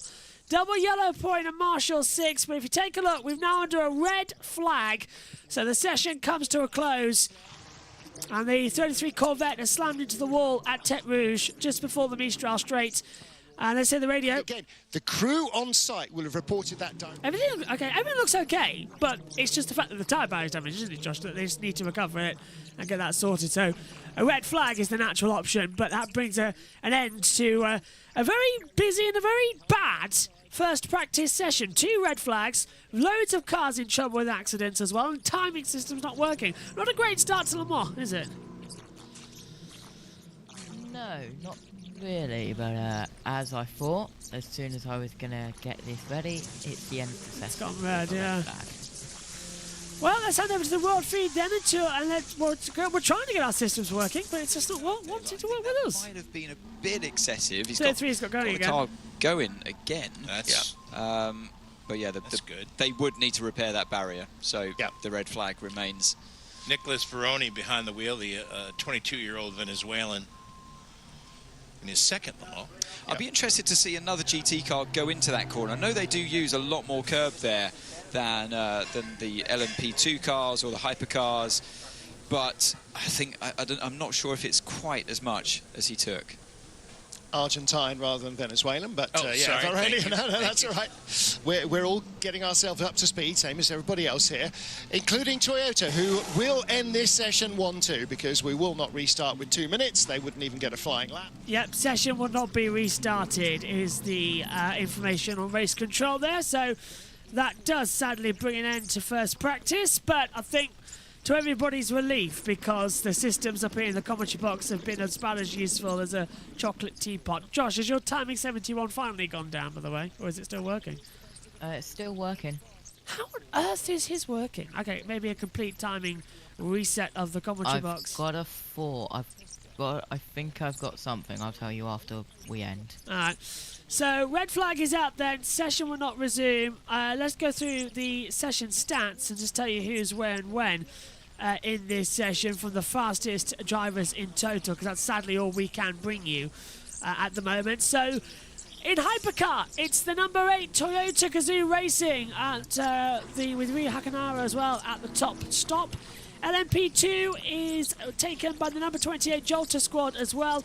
LMGTE AM is taken by the 55 GMB Motorsports and the Aston Martin Vantage AMR, and the special independence class, of course, taken by the 24 squad. The Hendrick Motorsports and the Chevrolet Camaro ZL1. Mike Rockenfeller in control of that one. It's in total, we have spent around about 39 minutes under the red flag. Cars are still coming into the pit lane. That's how long the red flag has been out for as well. We've still got cars circulating. We will have a driver tracker, though, on Saturday and Sunday for the 24-hour race. Discovery have got our race control information up again, so at least we'll have backup timing systems and backup stuff and driver trackers as well. Fingers crossed, a driver tracker being taken directly from the systems as well of not having to use our own players. So Josh has activated his Discord, which might mean he's got something going on as well. But I would like to thank everybody who's stuck with us across this first practice session, across all our difficulties for coverage. Hopefully qualifying in a few hours' time isn't going to be as problematic as this one has been. And we'll hopefully have our timing data back open, well, I would hope shortly, but this is the issue when we get to this. It just doesn't want to work. So, yeah, it's going to... Oh, hello. Megan's stalked behind me as well. Hello, Megan. We've got timing issues and timing data. Croaky voice, so I wouldn't. Well, we can hear you okay on the mic. I'm not feeling well. Thank you very much for those. Are you okay? Yeah, but I also got... How was the exam? I can't... The mic's It went okay. Very nice. I got these for Le Mans. Oh, this weekend? Yes, for you. 2 bottles of Pepsi Max Lime. Thank you very much. They might not make it to Saturday and Sunday, though, but that helps with the coffees. And obviously this, and then this for during the summertime. Milky Way. Thank you very much. They're both going to be eaten like in 5 minutes.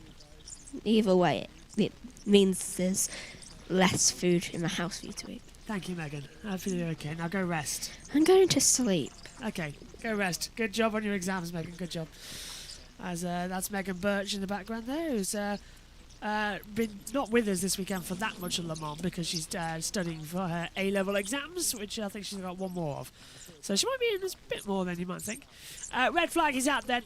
Session is suspended. And if I'm very clever, which I might be, we might be able to get a data screen up, which we have on our screens, look, see? And we might be able to take a look at the full results of this session, and we can now. So, it is the number 8 car in the Hyperclass, followed by then the number 7 Toyota, the number 2 Cadillac, then the Porsche Penske 75 and the 6 Porsche, the 94 Peugeot, followed by the 93, the 50 AF Corsa by the 3 Cadillac, and the 5 Porsche rounding out the top 10 here in the Hyperclass. Not a bad session then. I wish the timing screens will work, and hopefully they will soon. But Josh, anything to wrap up from you on this session? I don't think so. No, it's been a bit lackluster, isn't it, as well? Well, red flag is out. Session is suspended. I'm going to try one more time, timing 71 before signing off. from this opening session, and it just says WEC, no current session. So a computer reset, I think, might be enabled. I've just received a text message from people on site who have said that the WEC timings have had issues, and that's what's been tripping the timing 71. Okay, brilliant. So, my thanks to Tom, my thanks to Josh, my thanks to Romy as well for watching the session. My thanks to all of you at home. We'll be back for qualifying in around about an hour and 30. Don't go anywhere, it's going to be absolutely fantastic here. First session is done here for the 24 hours of Le Mans. So much action to look forward to, but it's the number 8 Toyota, still the fastest. We'll see you later for qualifying. Bye-bye for now.